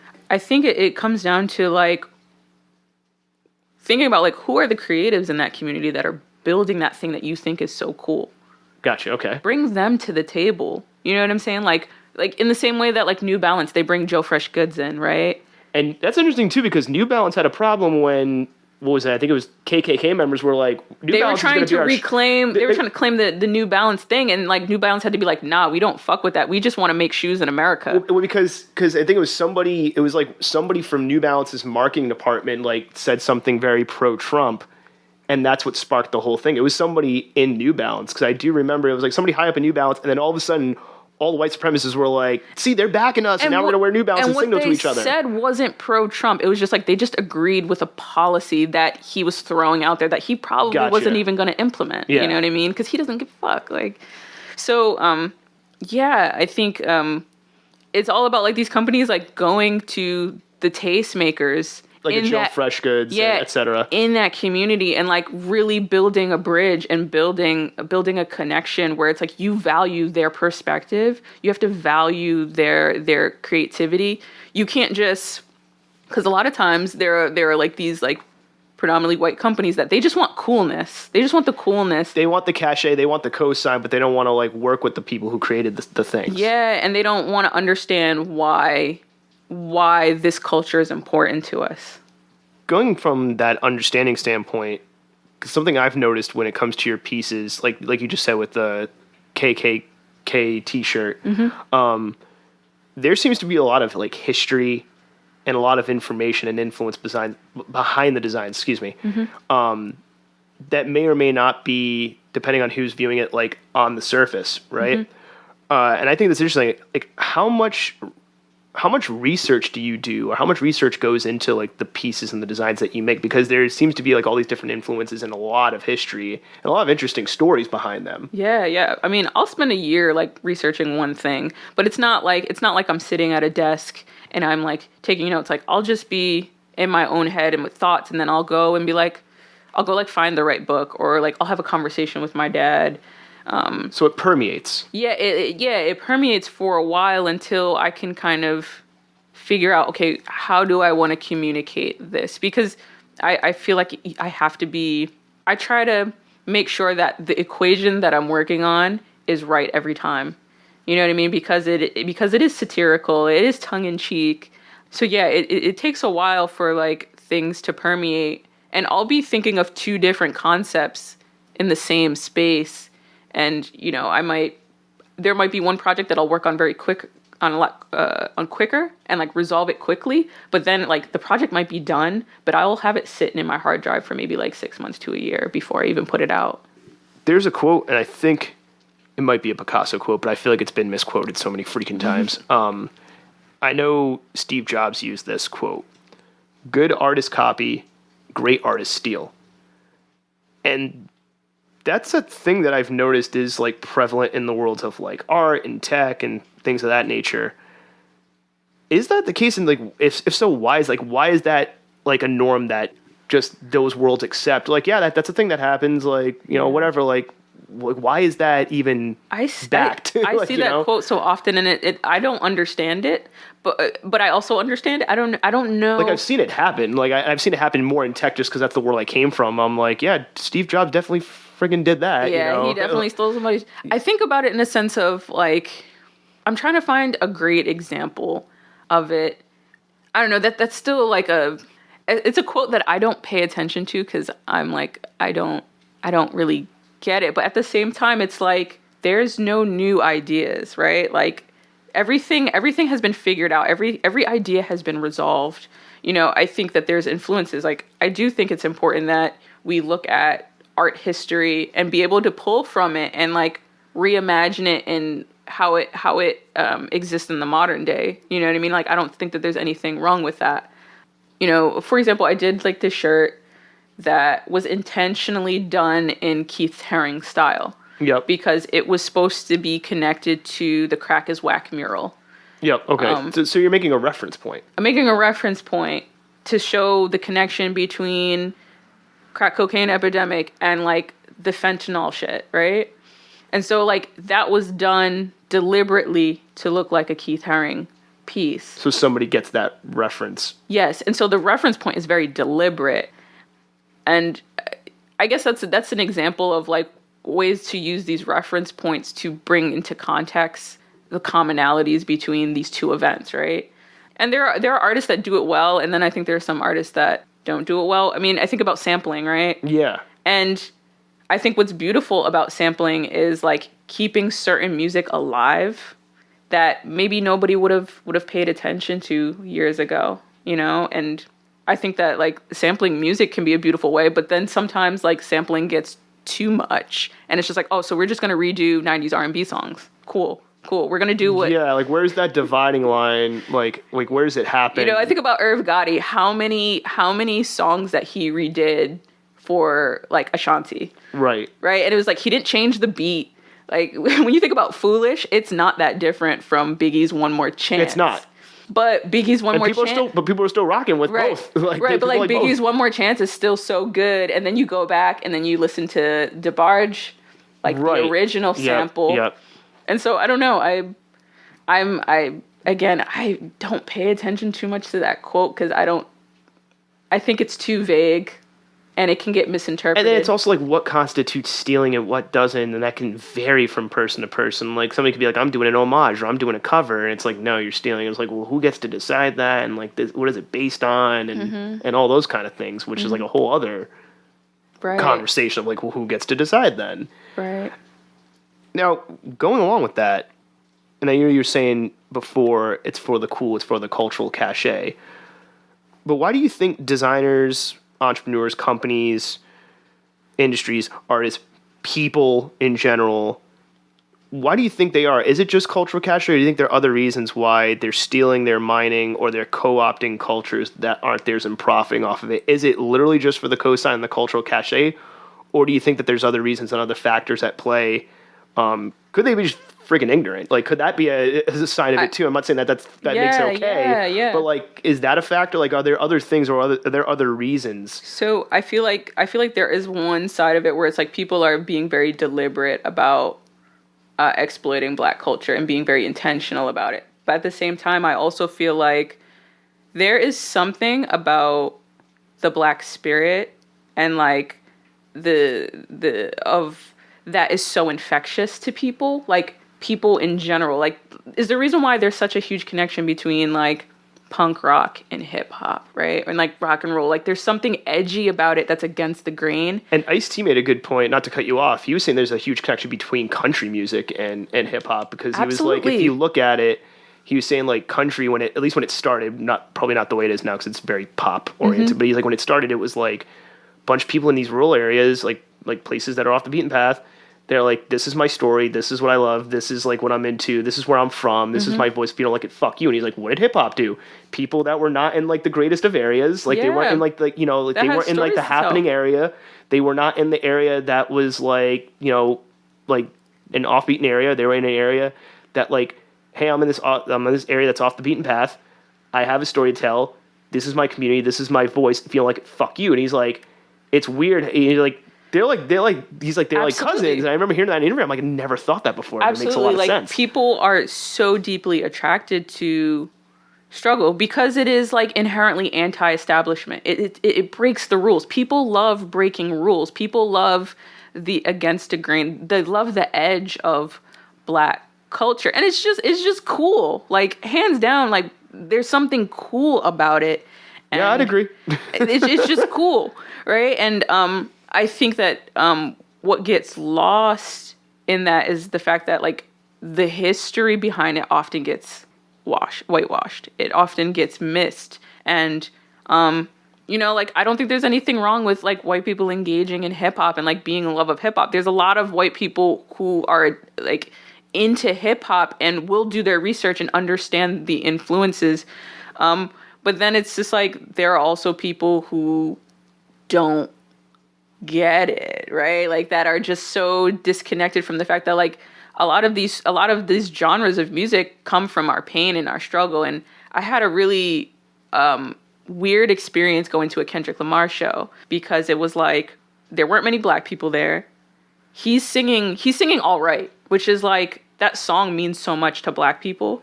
And just To Pimp a Butterfly is such a beautiful album, and there's a reason why he doesn't perform that album. It's about correct me if I'm wrong, it's about struggle. It's about Black. Look at the name of the song. It's about Black struggle, and to like watch white people be so enamored by that song and sing every N-word and to sing it like it was their struggle. Like and it was made for them. Like it was made for them, and that is so challenging for Black people, because it's like, when can we just have our own shit? Like, why do y'all always have to be in our shit sometimes? There's a difference between appreciating and being like, hey, I like this piece of artwork for what it is. I like this song. I like Kendrick Lamar. And those people singing, some of them could have gone through what God knows, whatever struggles they've gone through. But like, so actually, you know what? This brings me to a question that I wanted to ask, and I think this is a perfect way to bring it up. Like you said, like, hey, like, why is this group of people always got to take our shit, etc. Do you think when it comes to the whole, stealing, co-opting, whitewashing, do you think the consumer, just the general public consumer, do you think they simply not know? Do you think they simply don't care? Or do you think it's like maybe a little bit of both? I think it's a little bit of both. I think a lot of it is because they don't know. Like there's a lot of like, I remember being I think I was in high school and I was hanging out with one of my friends. We were shooting photographs, and I was telling him about Angela Davis, and he didn't know who she was. And like, me growing up in a Black household, like, if you don't know who Angela Davis is, like, and so it's just like, it's not their reference point. Like, all they just hear is like, oh, this is cool, this is good music, like, this sounds good, but it's just like, they just don't know, and it's not part of their world. It doesn't apply to their life at all. And it's not always malicious. Like, it's not like, again, it's going back to like, it's not like somebody was sitting in a room, like, rubbing their hands together, like, yeah, like, like they have a master plan thing, but it was just, they just simply don't know what, and then it leads into something else. That's like, I was listening to Ariana Grande's album, and like, the more I see Ariana Grande, like, the browner she gets and the blacker her music gets. But it's like, the music that she's making is really good because Black women are writing her shit. But like, oh, that was loud, I'm sorry. Yeah. But I'm bumping that album because I'm like, like, at the end of the day, like, some Black woman is getting her check. I don't know why this just like triggered a memory I had from like years ago. Because I remember like, like there was there's a brief but weird aside, but something that, because you just talked about Ariana Grande. So you remember how like boy bands and like pop, like girl bands, like Britney Spears was just coming out, and then you had pop music was successful because they wanted to be as successful as 90s R&B, and so they got like Full Force and like Tiny Cotto, like T.I.'s wife, and who was in Total, and then they got Candy Burris, who was in Total. There was another songwriter that passed away as well, and I wish I knew his name. I want to say Kevin Briggs, but like, they wrote songs for NSYNC. They wrote songs for a bunch of Pink. people. Yeah, they wrote songs like. The reason why the boy band era existed is because they wanted to create white versions of Boys to Men. So go along with that, because here's why this just triggered in my brain. Because I remember like all those groups were coming out, right? And then like Christina Aguilera comes out. And I remember Christina Aguilera, like, she was doing the poppy stuff, then she kind of changed her music up. But I also remember, and I don't know why, like, it's just buried in my brain. And maybe it made me do like when the dog cocks their head to the side kind of thing. So, like, there was that, and then there was kind of, like, I want to say, like, Latin invasion, but, like, Latin music. The Latin invasion. Was it an invasion? Okay, I didn't know how... That's what it was called, the Latin invasion. I didn't know if that was, like, if that was the term, if that was, like, an actual term, or if that was a thing. You had 98 Degrees. You had Jennifer Lopez, you had Ricky Martin. And here's why I'm touching upon that. I didn't, forgive my ignorance, I didn't know if that was, like, the actual term for it. But, right, so Latin invasion happens, right? And Christina Aguilera, I literally noticed... she was like, I don't know if she was doing tanning or bronzing or whatever. Her look changed. And then she was doing a special, and she never pronounced her last name with, like, she was rolling her R's and shit. And I'm like, wait, what? And like, not like, do whatever you want, Christina Aguilera. I don't care either way. Yeah, it was very intentional. But I thought it was really interesting. And my, like, I was a teenager then, so like, I didn't know what that was. Like, I don't know what I know now. It was very intentional. But I didn't know, like, I'm like, something's weird here and possibly wrong, and I don't know what it is, but I know this is not like, why is she, it went from like Christina Aguilera to like Christina Aguilera. And I remember she said it like that. And I'm like, what the, like, wait a minute, what the hell's happening here? And that's when it's just like, and that's when you do have those moments where it's the record exec in the back. I was going to say, that is the Mr. Burns rubbing hands, like, excellent. I'm like, because looking back on it now, I can process and be like, oh, somebody was, either she was, or somebody was telling her, hey, Latin music's the thing. You got a Latin last name. You got to, like, Latin up your record. Like, like, da-da-da, we got to get them dollar signs. I'm like, So that's why she was pronouncing her name, because I never correlated. I don't know why when you said Ariana Grande, like that just brought me back to that moment in my brain. Sorry to go on that side. No, but like that is a perfect example of that. But I also feel like I think about Gen Z, right? And like they're growing up where like Black culture is so dominant and it's a part of pop culture. And so it's like they're not wrong for engaging in what's popular at all. You know what I mean? Like, especially with hip hop being the most popular genre right now. And so it's just like, that is their reference point growing up. But then they're going to have to grow up and learn that like, yo, you need to know where this shit came from.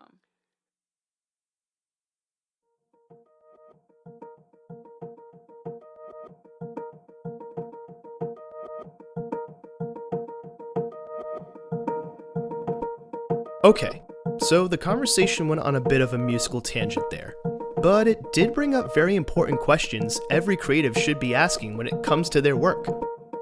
Do you know what you're referencing? Do you know the significance of that reference? Do you know its history? Now, if you don't know the answer to any of those questions, it's probably a good idea to educate yourself and find out. Using references in your work is perfectly fine. However, when you reference something in your work blindly, it could be ill-received, or even worse, seen as an act of malicious intent. I've said it before, and I'll say it again. Do your homework, and always remember to check your references.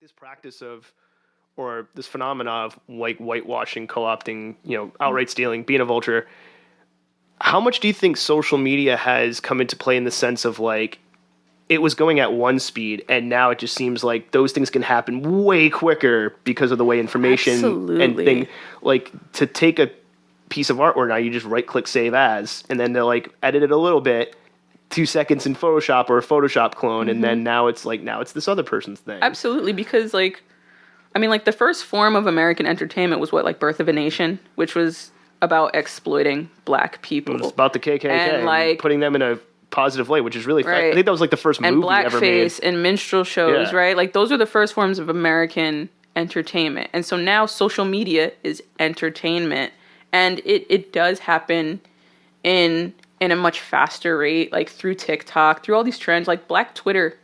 Like Twitter is Black Twitter. You know what I mean? Yeah. Like, and people pay attention to what Black people are saying on Twitter. And like the positive side of social media is like Black people are able to galvanize and find each other and share information and understand the importance of our culture, like, and affect things and call things out when they happen in real time. Right. And so it's just like, it's a great tool for us to like be on the same page. But at the same time, when we are not the majority, and when the powerhouse is owned by like white people, it's really hard to fight that, and it's really hard to protect our shit. But it goes to that question of like that we were talking about of like, does everything need to be capitalized off of? Like, why? Because we're in this world where everything is so profit. We as Black people tend to be like, okay, well, we need to like tighten up on how can we protect our shit? How can we make a profit off of our shit? And that sometimes creates Black capitalists who are willing to give up the culture for their own individual liberation. And that could be tricky too. Do you think that desire to like capitalize on everything could be because, and this is referencing a previous episode that I did, Luna Loggia, where they were talking about like getting designers and furniture, and like they work in the space of furniture and things like that. But when I did that episode, the statement "money is energy," like when you're exchanging money, you're exchanging energy. Like, do you think that may have something to do with it? Is that money is energy? Like you may need money to buy supplies to do the things you want to do, or to do that idea, Absolutely. or to design that thing. So I'm wondering is it more because money is seen as energy? Is that really? Could that be a contributing factor? Yeah, because like people want theirs. Like there's a lot of Black people that is just like, when is my turn? When can I get mine? Like, and I totally understand it. I understand the angst and the desire to be like, I want to be rich. I want to be breaded up. Like I can't be mad at it, but it's also like we don't want the Kanye effect, right? Like, we don't want it to be like where you totally remove yourself from your community and your identity to achieve this like ultimate liberation that really doesn't trickle down to the rest of your people. Do you think that could be a factor in, maybe not all artists, but like artists and creatives having this kind of like anti-business, anti-capitalist mindset? Is that there's like an existential threat or a fear of like, if I go and make money about this thing, I could lose, you know what I mean? Like, it's like the idea of selling your soul or whatever. Like, I don't think that it always happens, but it's like, could that be a contributing factor as why it's like, oh, I'm a creative, I'm an artist, so like, I can't worry about this business stuff. Yeah, like, that's bad, that's evil. People are always afraid of like selling out. And I try to stay away from that rhetoric. Because I don't know that like, I hate when we say that people sell out. Because who gets to determine that? Right. And like, what's the dividing line? Like, oh, like you sold 50,000 copies of this album, you're not selling it, but when you sell 100,000, now you're a sellout. Yeah, I think selling out within the framework of like the Black community, it holds so much weight because our culture is so vulnerable to being exploited, and so it's just like we're really quick to say somebody is like selling out or this and that. And I mean, I'll be honest, like I say that shit about Kanye West. Like, yeah, you know what I mean? Because it's just like, you did that. Like, you said slavery was a choice. You don't have any Black women on your albums. I think that's like very like blatant. Like you could see that and like point to specific things and be like, here you go. It's very blatant and in your face. This is not up for interpretation anymore. But then we come with that same energy for people who aren't selling out, who are just taking advantage of an opportunity. And that becomes a problem, right? So yeah, I feel like sometimes we have to be very careful about who we place that on. Because like there's some people where it's warranted to call them that, but I think and some people it doesn't make it. You're like, why? Right. So with that, you mentioned the word vulnerability, and again, I think it's a really good segue into this question I want to ask, because we were talking about New Balance before, and how like somebody high up in New Balance said something, and then it got taken a certain way, and then all of a sudden KKK members, white supremacists are like, New Balance is going to be our shoe, and like. Even I had New Balance, and I was like, do I throw these in the trash? Because like I don't want to wear them and have somebody see me as like, oh, you're one of these like KKK assholes, right? And New Balance, thankfully recovered from it in relatively short time, because like before they were building up a lot of cachet. Like it went from like the Steve Jobs dad shoe, then they were working with a lot of like different sneaker boutiques and different influencers and different designers, right? Then that whole fiasco, the KKK trying to like co-opt the shoe happens. Then they've recovered from it because now like they're working with like all these new designers and new things. It's like, you know. Yeah, I think it was the alt-right. Yeah, the alt-right, like it was alt-right. Because they're different. Well, it was alt-right and KKK. Because first it was KKK because they were literally like, no, you wear this specific model. Like it was that crazy. And that's why I was like, I had a pair of New Balance and I threw them out because I was like, I don't want to wear that and then be associated with that. Like I don't want somebody to see that on my feet. But it made me feel bad for like people who work at New Balance, you know, who like they didn't have any say in this, and now like they're getting, you know, shit hit the fan. The reason why I'm saying I think New Balance is a great example of this, and I'll use another example, two more, before I ask this question, because I want to give it some context. I want to get your thoughts on this. The Pepe the Frog meme or whatever, like that's associated with like racist circles in the alt-right, but like the guy who created that was never the intention. Like somebody on like certain message boards or 4chan or 8chan or whatever, like, you know, these people congregate, took that and started sharing it. Because we can share things so easily now, it just caught on like wildfire, right? So that happened, and this guy never had the intention. Like he created this thing, he was like, he still can't reclaim that piece of work he did. Like it's not his anymore, and he had no say in it. It was just like a bunch of people took it, and it's like, hey, Pepe Frog means alt-right and KKK shit now. It happened with the swastika. The swastika, right? If we're going to go even further back, before technology and everything had a role to play in it. So it seems like we're in an age, and correct me if I'm wrong, because I remember watching this, and I really kind of put a light bulb in my head when I was watching this documentary about when like episodes 1, 2, and 3 were coming out of Star Wars, and like the fans, like, I think episode 1 it just came out when this documentary was. It was called The People versus George Lucas, and like this is, I think, before Twitter was even a thing. I'm pretty sure, but like on the one hand, people were like hating George Lucas for like going back and digitally altering the the original ones. I thought the only thing George Lucas did wrong in that situation was he made the original cuts, you couldn't see them. Like, he kind of locked them away, which was messed up. But other than that, you know, all these fans and everything, they're like, you know, it's ours, we paid for it. And I'm kind of like, no, you made a transaction. You went and saw that movie. You paid to go see the movie, you saw the movie. Transaction done. So this idea of, like, all these fans, like, I get they're passionate, it's a community, and that's great, and that can, like, help make somebody successful. They're like, Star Wars is ours. And I'm like, at the time, this is before the Disney thing, I'm like, no, Star Wars is George, like, he's the guy who created it. You didn't create this. And so then people were trying to take Star Wars and, like, trying to make decisions, and now you even see with the fandom, like, whether you think the new Star Wars movies are good, bad, and different, claiming ownership of something you didn't create and then trying to hijack it and make it mean something else. Because now, like, being a fan of Star Wars, I look at it because of, like, what's happened recently. I'm not a fan of what Disney is doing with it, you know, on some of those movies, but I'm also not a fan of the fandom, where now, like, whenever I hear or see Star Wars, I don't even want to tell people that I like it because I associate with, like, you know, jerk neckbeards who are, like, you know, I think they did it with the girl who, like, played this one character who, like, they didn't like. I feel like nerd fandoms are like that. They didn't like. It's very entitled. It's very entitled, and like, we own this thing. And so the reason why I'm saying all this is, you know, you're talking about vulnerability. What can an artist or a creative do? Not just from a money perspective, not just like a big company taking your shit and making money off of it.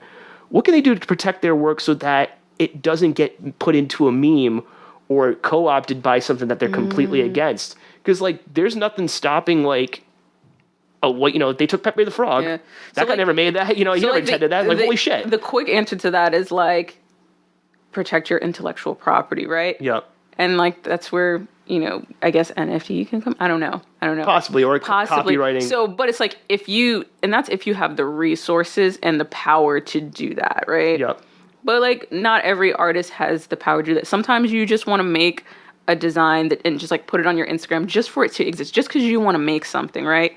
And if somebody goes and takes that and creates something, it's like, I don't know, I feel like there's a part of me that's just like, that is one idea out of many that you can have. And if somebody, you know, like with the Pepe the Frog thing, it's just like, there's nothing he could do about it. It's just, that's not even art. Or I shouldn't say it's not even art. It's like, that's such a minuscule. Yeah, I just wanted to use that as, like, a known example of, like, something that, like, goes completely opposite and gets like wildfire and gets hijacked. And I wonder, like, have you ever had that fear, like, even if somebody's a fan of yours, they take something you have and then they, like, because I've seen fandoms speak on behalf of artists, and the artist is like, that's not what I meant at all. Like, what? Why are you speaking on my behalf? Because I want to be able to give an answer that doesn't necessarily go with, just trademark it, because that's easier said than done. Like, trademarking is a lot of money, and not every artist can afford that. And then you need the resource to go enforce that trademark and lawyer up and all that craziness. But I remember, I think, like, Bobby Hundreds had the, he did this, like, newsletter thing where it's like, hey, if you are trying to get advice on a streetwear brand, just, like, send us an email, right? And he'll send you, like, a document back with, like, just a page of advice, and, like, it's just steps. And one of the things he was, like, saying was, like, if somebody steals your idea, you have another idea. Like, it happens no matter whether you go about it the right way or the wrong way. It just fucking happens. And I had a situation where this company called Herb, owned by Matt Gray. Herb, do they have a magazine, or am I thinking of something? No. Never mind. They're just like a cannabis platform, and like, I don't fuck with this dude. A lot of other small brands do not fuck with him. Okay. He had reached out to me for, like, quite some time to, like, try to collaborate. You know what I mean? And because I did the rolling papers. Then, you know, like, I reached back out. I had another friend that was working there. You know, he had constantly tried to keep me in contact, and so that I can get some work and, like, be in connection with them. And, like, it just, like, nothing came of it. And then, like, I end up seeing he made this pack of rolling papers that said, like, 40-something people in jail are, like, there's, like, 40,000 people in prison for doing this thing that you're doing. I did rolling papers back in, like, 2016, 2017 that said, pardon the black and brown people incarcerated for selling weed. So, like, he's hitting me up, like, years prior so that we can collaborate on it because of the rolling papers. Then he goes And does it anyway. And does it. Then he goes and does it. Doesn't even, like, keep up with the connection in any way. Goes and does it and tries to, like, make his own shit, right? He wasn't selling it. He was just, like, making it as a promotional thing and, like, showing it on his story. And in that situation, the way that I handled that was, like, one, I care about people. So I had a friend that worked with him. You know what I mean? So that goes to show you, like, have good people in your corner. Be a good person and have people... Going back to community, right? Community. Have people that can vouch for you, right? And so he was able to reach out to Matt and be like, yo, you need to not do that. You need to cut that. This is going to go down a bad... This is going to be like the North Face trying to steal from Vulture. It's not going to make you look good. You need to cut that project out because that's not cool. So we were able to stop the production of those. And then, you know, my friend calls me. He's like, yo, like... you know, we can do a conversation if you want to talk to Matt. I was like, no, I don't want to talk to him. I don't even need an apology. Like, I just need to know. Stop doing this. I just need to know that he knows that I know. And I see him and I see what the fuck he's doing. Bringing it back to, like, wow, like, you're stealing a black woman's work. And, like, and not only that, like, you're whitewashing it. And then you're pushing it for this cause that, like, we both believe in that is all about restorative justice. It's like, so counterproductive. It makes me wonder, like, sometimes when people do stuff like that, like, what in your brain made you think, yeah, this will work out fine. This will be fine. But it's entitlement. It's entitlement. It's thinking that you could do whatever you want. You know what I'm saying? And, like, unfortunately, that's such a common thing in business. And it's just like, you know. Entitlement with also just sheer stupidity because it's, like, really, like, again, like, what, he thought you weren't going to find out? You weren't going to see that? Like, you know, so it's like I dealt with it in the way that I felt I needed to deal with it at the time, and I'm glad that I dealt with it in that way. Yeah. You know what I'm saying? And, like, again, I didn't need an apology. I didn't need any compensation. I didn't need anything from him. I just needed to know that, like, yo, I know, I see you. Yeah. And so, like, you know what's up. Sometimes you just gotta, like, check people in a certain way. Like, you know what? And then what, like, worked, what like benefited me too is just, like, the fact that I am invested into people. The fact that, like, Fallen Cargo has created this small, tight-knit community that was able to, like, stick up for me and defend me. And, you know, and I was able to, like, connect with another person that had a brand that was also being, like, exploited by Matt Gray. So it's just, I don't know, it's like a lot of artists go through this experience, and I feel like the one solution is, like, trademark your shit or whatever like that. But it's like that doesn't apply to everybody who doesn't have the resources. So I just say deal with it in the best way that you feel in your heart to deal with it. And it's interesting too, because again, going to that whole sense of entitlement and then just sheer stupidity thing. Yeah, like, technology and social media have made it a lot easier to, like, steal ideas and put them out there as your own. But then it's also made it a lot easier for people to call out the stealing of ideas and, like, the I guess the fuckery is, like, the best word I can come up with. Right. Like, it's also a lot easier to call out the fuckery and see it. And I've also seen it. I've also seen the what do you call that mentality where it's the pylon mentality? Herd mentality, pylon. I've also seen that not go well, right? Or it's like everybody gets their shot in it, like. Okay. And, like, that's when it's just like. You're like, oh boy. It's so tricky because, like, you know, one company gets called out for stealing a brand name and, like, stealing the likeness, right? And then I do believe that there are situations where people don't know that they're copying someone else's work. Like, for instance, the blurred lines thing, right? Like, I truly believe that it didn't click with them that what they were doing was, like, stealing someone else's sound, right? Yeah. And so, like, I do think that those things happen within the creative space, especially for consuming a lot of the same things. Right. And then especially when, like, brands and companies kind of want things, I don't want to say they always want things to be homogenous, but they want to, like, play it safe because they know, like, if they do it a certain way, it'll make a return on the investment rather than trying something completely different and then it may not make money. And so it's just like, I remember watching it with one company and then, like, I saw the pylon in the comments and, like, people were saying wild stuff and, like, calling out the guy who designed it, and it was just like, when does that get too far? When does the person who's calling them out have to stop the pylon and have to step in and be like, yo, like, we resolve this, we're having meetings with so and so, like it's done now. Right. And I think that is We called out the thing. It's happening. I think we have and, to be super conscious about that as well.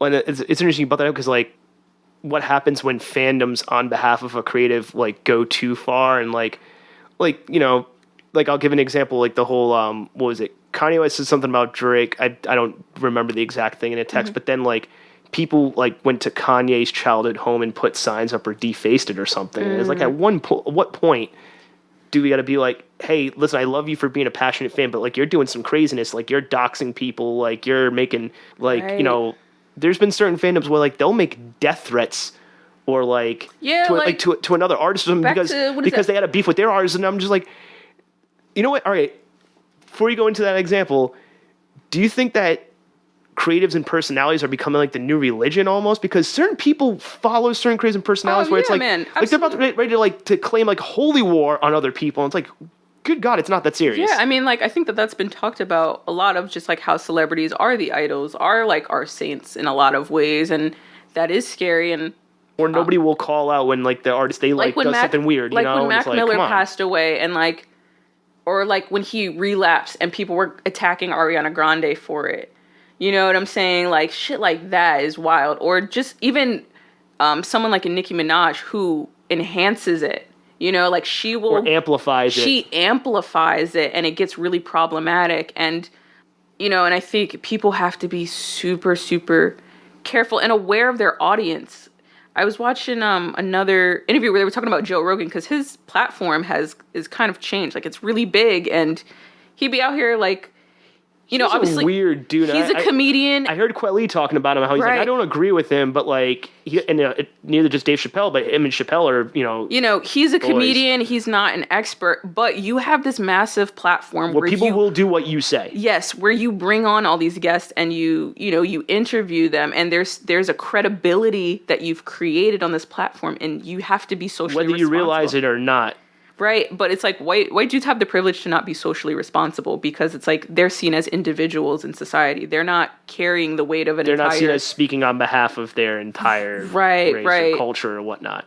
You know, so it is really, really interesting, but like I think that cultish mentality is so nasty, and I think that's why I try not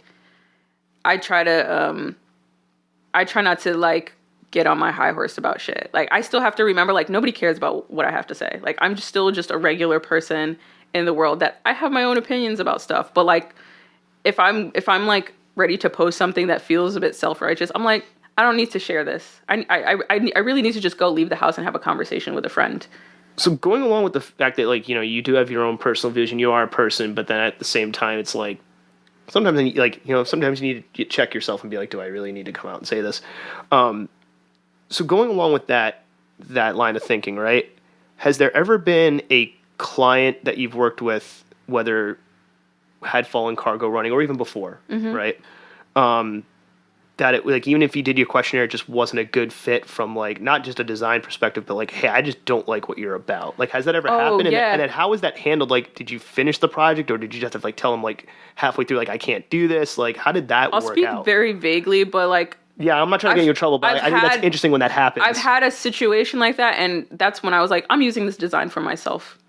You know, like, this person is not in the space to relay this message, and I think that there are other people that can relay this message better, and, like, I will do it if I have to.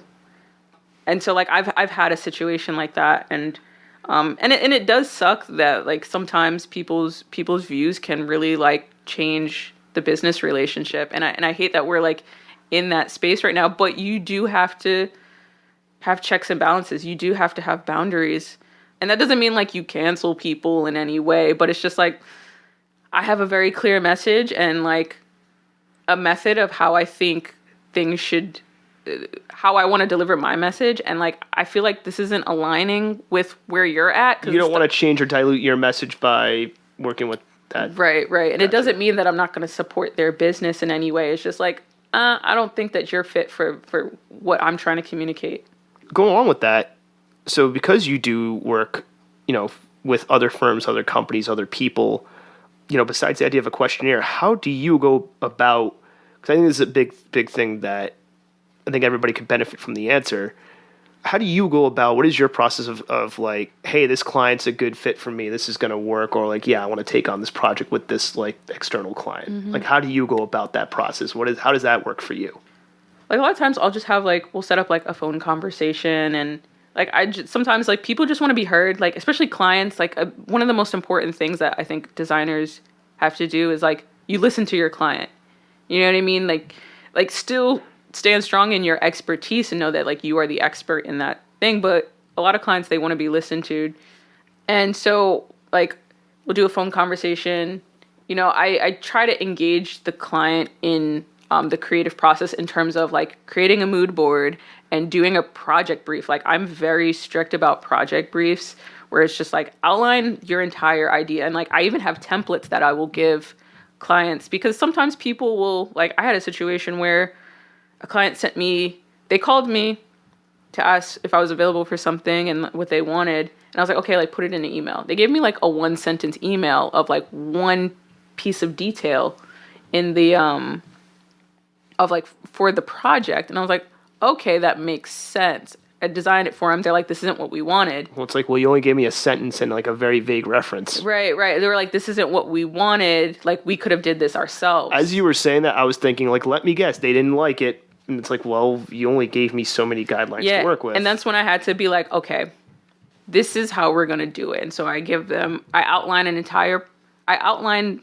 some sense of context as to why. Like I was like, okay, so like you want a certain thing, this is what, like designers can't read your mind. Like you still have to be engaged in the creative direction process. I can't just come up with the creative direction for you. You still have to give us something to work with so that we can output what you want. And if you have something very specific, you need to be able to communicate that. It's a two-way street.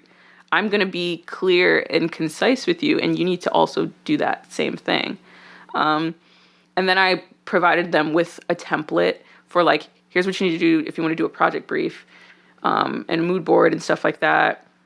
And then, you know, I had to tell them like, you still have to pay me for the time that I put in already. Yeah, you cost me time. My time's not free. Yeah, like you still need to pay for it. So like they were cool with it. They paid me for the time. And it is like insulting when you hear a client be like, we could have did this ourselves, right? And it's so like, then why didn't you? Right. And then weeks later, they hit me up. Hey, can you send me those art files for those designs that you did? So I called him up and I was like, I would say no. I don't know what you said. I called him up and I was like, hey, like I just saw your message. Sorry, I was super late, but you have to pay for those. And he was like, makes sense. He was like, oh, never mind then. You know what I mean? And it's just like, those are those situations in freelancing where it's just like, I try to make sure that like those are like the high moments in freelancing where it's just like you were able to diffuse a very complicated and difficult situation that could have gone the wrong way, and you were able to like nip it in the bud and handle it so that you don't lose sleep. Like I feel like sometimes that can be really, really frustrating, but I always stress to clients like be very clear as to what you want, because I don't want you to come back to me and be like, that's not what we wanted. That's not, and then time and money gets wasted. And the thing is like my problems are your problems. You know what I mean? Like I'm here to help you and serve you. And it's like, if you have an idea, you have to help yourself by being able to communicate that to me in the proper way. So not wasting time and money, and you know, you are running your own business, as you've said. What do you handle from like the business day-to-day aspect? Like, do you handle all the bookkeeping? Do you handle all like the collecting of money? Do you handle like, you know, doing the taxes? Like, how do you even do taxes? Do you do it as like, are you an LLC? Or are you like a sole proprietorship? Like, what do you handle personally? And have you like outsourced anything, whether it's to like another company, another service, another person, or like an app? So with like invoicing, I use PayPal, but I've been trying not to take transactions from PayPal just because the fees are crazy. So I use it as like an invoicing service, and like I'm still working through a better process for that. But like, yes, like collecting your money and like sending invoices, doing your own bookkeeping and taking inventory. That's a huge thing. Because it's helpful with taxes, and I try to do it once a month, just so that I'm not doing it, crunching it in at the, you know, March when tax season comes around. Obviously, like shipping packages, I do all that. For taxes, I hire somebody to do my taxes, but I still do all of the bookkeeping to make the taxes, like to have all my Process easier, so it's like all organized and it's not going to take forever. I'm super, I try to be super organized about that stuff because it makes it so much easier by the time March, April comes around. What was the process of like learning all those things? Was it just like you were taking each thing as it came in, or were you trying to like go, or did you try to go about it as a plan? I'm like, oh no, I need to learn all this stuff before I even like start. Man, just like working as you go or learning as you go. And you'll be surprised how much you already know. Like, I think that's a huge thing that you'll learn in business is like, oh, you know more than you think you do. And so learning how to track inventory was something that I had to kind of like, I don't know. I don't even know if I'm doing it the right way, but I just was just like, all right, I just need to track my unit costs. It's working at this moment. It's whatever I'm doing, it's working for me. Gotcha. And then obviously talking with other designers who do the same thing, you know, like learning how to put a contract together. I also was able to like meet up, be in contact with a lawyer because I'm in the trademarking process. And he was just like, yeah, like anytime that you want help with like fixing your contract, I'm always here. So again, having good people around you, having community around you. Yeah. And then, you know, with other people that I've worked with and like just asking questions and being like, oh, how do you do this? Or how do you do that? I don't have an LLC. At one point I did. If you don't mind me asking, what made you switch from the LLC to whatever your current situation is now? Because I wasn't making enough money to pay it $500 annually. Oh, okay, gotcha. You know, and, you know, I feel like a lot of people put focus on the LLC, but don't understand that, like, even though there's, like, tax benefits to it. There's certain protections and everything.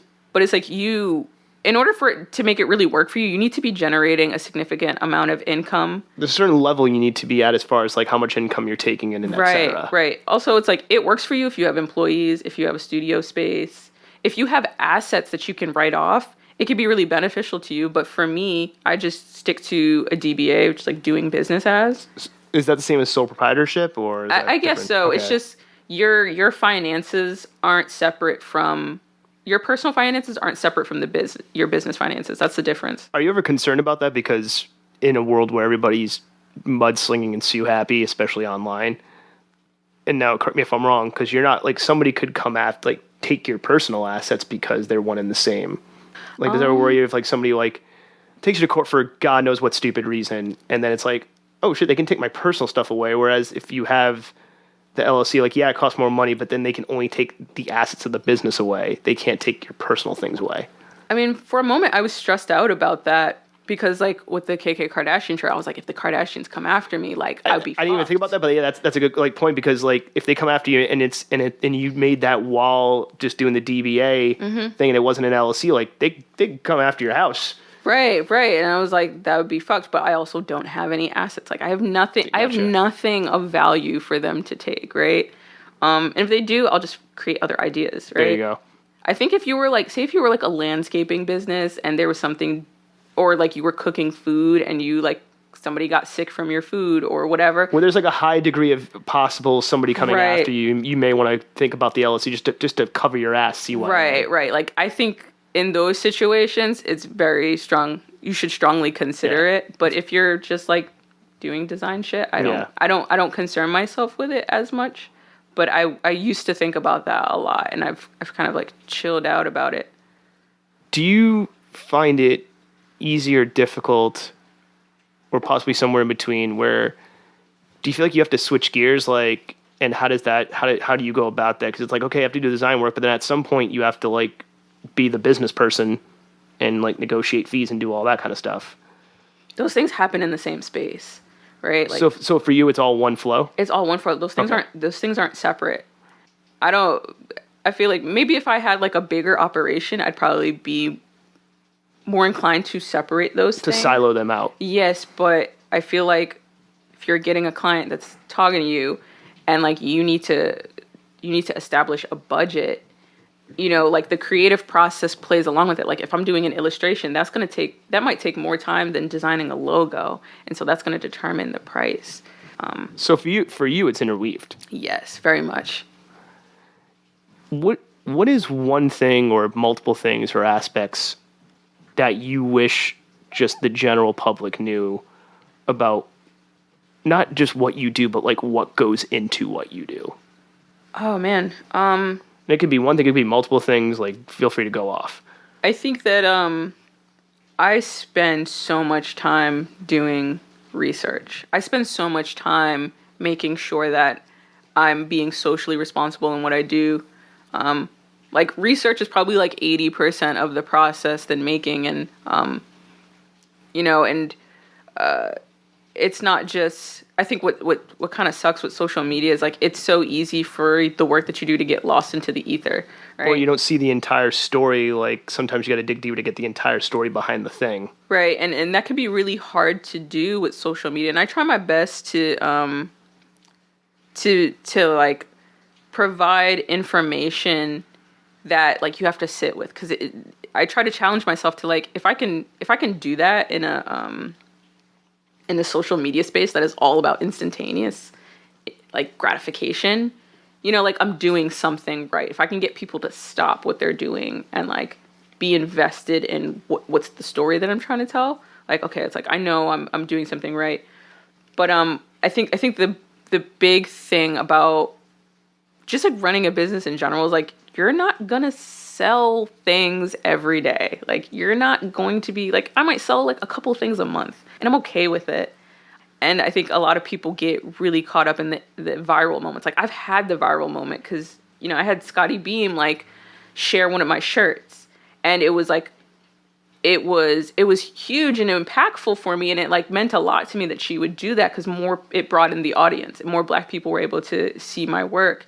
But like those moments are fleeting, and those aren't going to define your business. Or you become, it's almost like then it's expected, or it's like an entitlement of like, oh, that should be happening every. Right. And so like I urge people who are trying to be creative on social media, don't get caught up in the viral moments. Don't get caught up in like, oh shit, I'm not selling anything, or like, I don't know if people are even going to care about this, because it's like, some days it works and some days it doesn't. Oh, I've had those moments. I've had those moments with this podcast. Like every month I get into that space of like, fuck, like I'm not selling anything. But then it's just like, then in that same breath, I'll get a message from somebody that's like, yo, your shit's dope. And like, I love that it's this hidden gem within Instagram that is just like, if you know, you know. And that I think is a sort of a space within the brand that I'm trying to take full ownership of, and like build off of, and keeping it exclusive, keeping it niche. I don't need 5,000 followers. Like, I don't need to expand the following anymore, because it then the safety level gets crazy. And also, you're confident, you have a sense of self, and it doesn't seem like you need your ego to be pumped up at any point. No. And like, I think being able to like see what is happening outside of social media, right? Like, there's a lot of work that I do outside of what you see on social media. That work is just as impactful. What advice would you give to your younger self, experiencing everything you experienced, and like, what advice would you give to creators on the come up now? I mean, to my younger self, like, I would just be like, sis, you knew what was up. Like, good job. Like, you would know, you were on the right track. So I try to compliment my younger self as much as possible. I forgot what cartoon it was, but like, it was like somebody got something right for once, and then like a banner and like balloons came down and shit. So I feel like it's like that. It's just like a banner comes down. It's like, Ally was right. Just yeah. Like, yeah, like you knew what you were doing. So good job on that. I think for other people, start small. Find something that like you and your 5 friends like doing. Like, you don't need to chase what other people are doing. You also don't need any validation from social media, even though like there are perks to it. Like, you can do certain things, you can reach more people, but just as much as you're going to be focused on what you're doing on social media, also be focused on what you're doing outside of the internet, and like do other things that exist in the physical world. So with that, we're at the end. We're at the end of this journey of a podcast, which I've enjoyed thoroughly, and it went down some different sidetracks and segues, which both enlightening and entertaining for me, hopefully for you, and hopefully for anybody listening. I am now motioning as if there's an audience in front of us. It's like, hopefully you don't think I'm a friggin' weirdo. So we're at the end. And I stole an idea. I'll admit I stole this from Hot Ones. I've said it before and I'll say it again. It's the Hot Ones, you can say whatever you want thing, but you didn't have to eat a crazy amount of wings. Right. So with that, Ally, the floor is yours. You can say, promote, talk about, pontificate on whatever you want. Oh, Open man. floor. I don't know. Buy some merch because I got medical bills I need to pay. Honestly, so Give them it's Fallen Cargo. Is it fallencargo.com or is it on Instagram? fallencargo.com. Buy some merch. I got my bills to pay, and just keep creating, keep making. Don't get caught up in like the knee jerk reactions. Like sit with some shit before you comment. Like do your research, do your information, have conversations with people. Your life does not begin and end on social media. So like do some other shit outside of it. Read a fucking book. There we go. Buy some merch, do some shit outside of social media, and read a fucking book. Mm-hmm. All right. I think that's the perfect way to end it. Ally, thank you so much for coming on the show. Thank you for asking me to be Appreciate it. And until next time, everybody. And again, go read a fucking book. And that's it for this episode of the Creative Capital Show. Thanks for listening, and a special thanks goes to this episode's guest, Ally Thatcher. The Creative Capital Show is hosted, recorded, edited, mixed, and produced by me, Jason Sylvia. You can listen to the Creative Capital Show over at our website, creativecapitalshow.com. We're also available on Anchor FM, iTunes, Spotify, Google Podcasts, and all other major podcast hosting platforms. If you like the show, please subscribe. Helps the show out a lot. And be sure to follow the show on Instagram, Twitter, TikTok, LinkedIn, and YouTube. I hope you enjoyed the show, and until next time, keep on creating.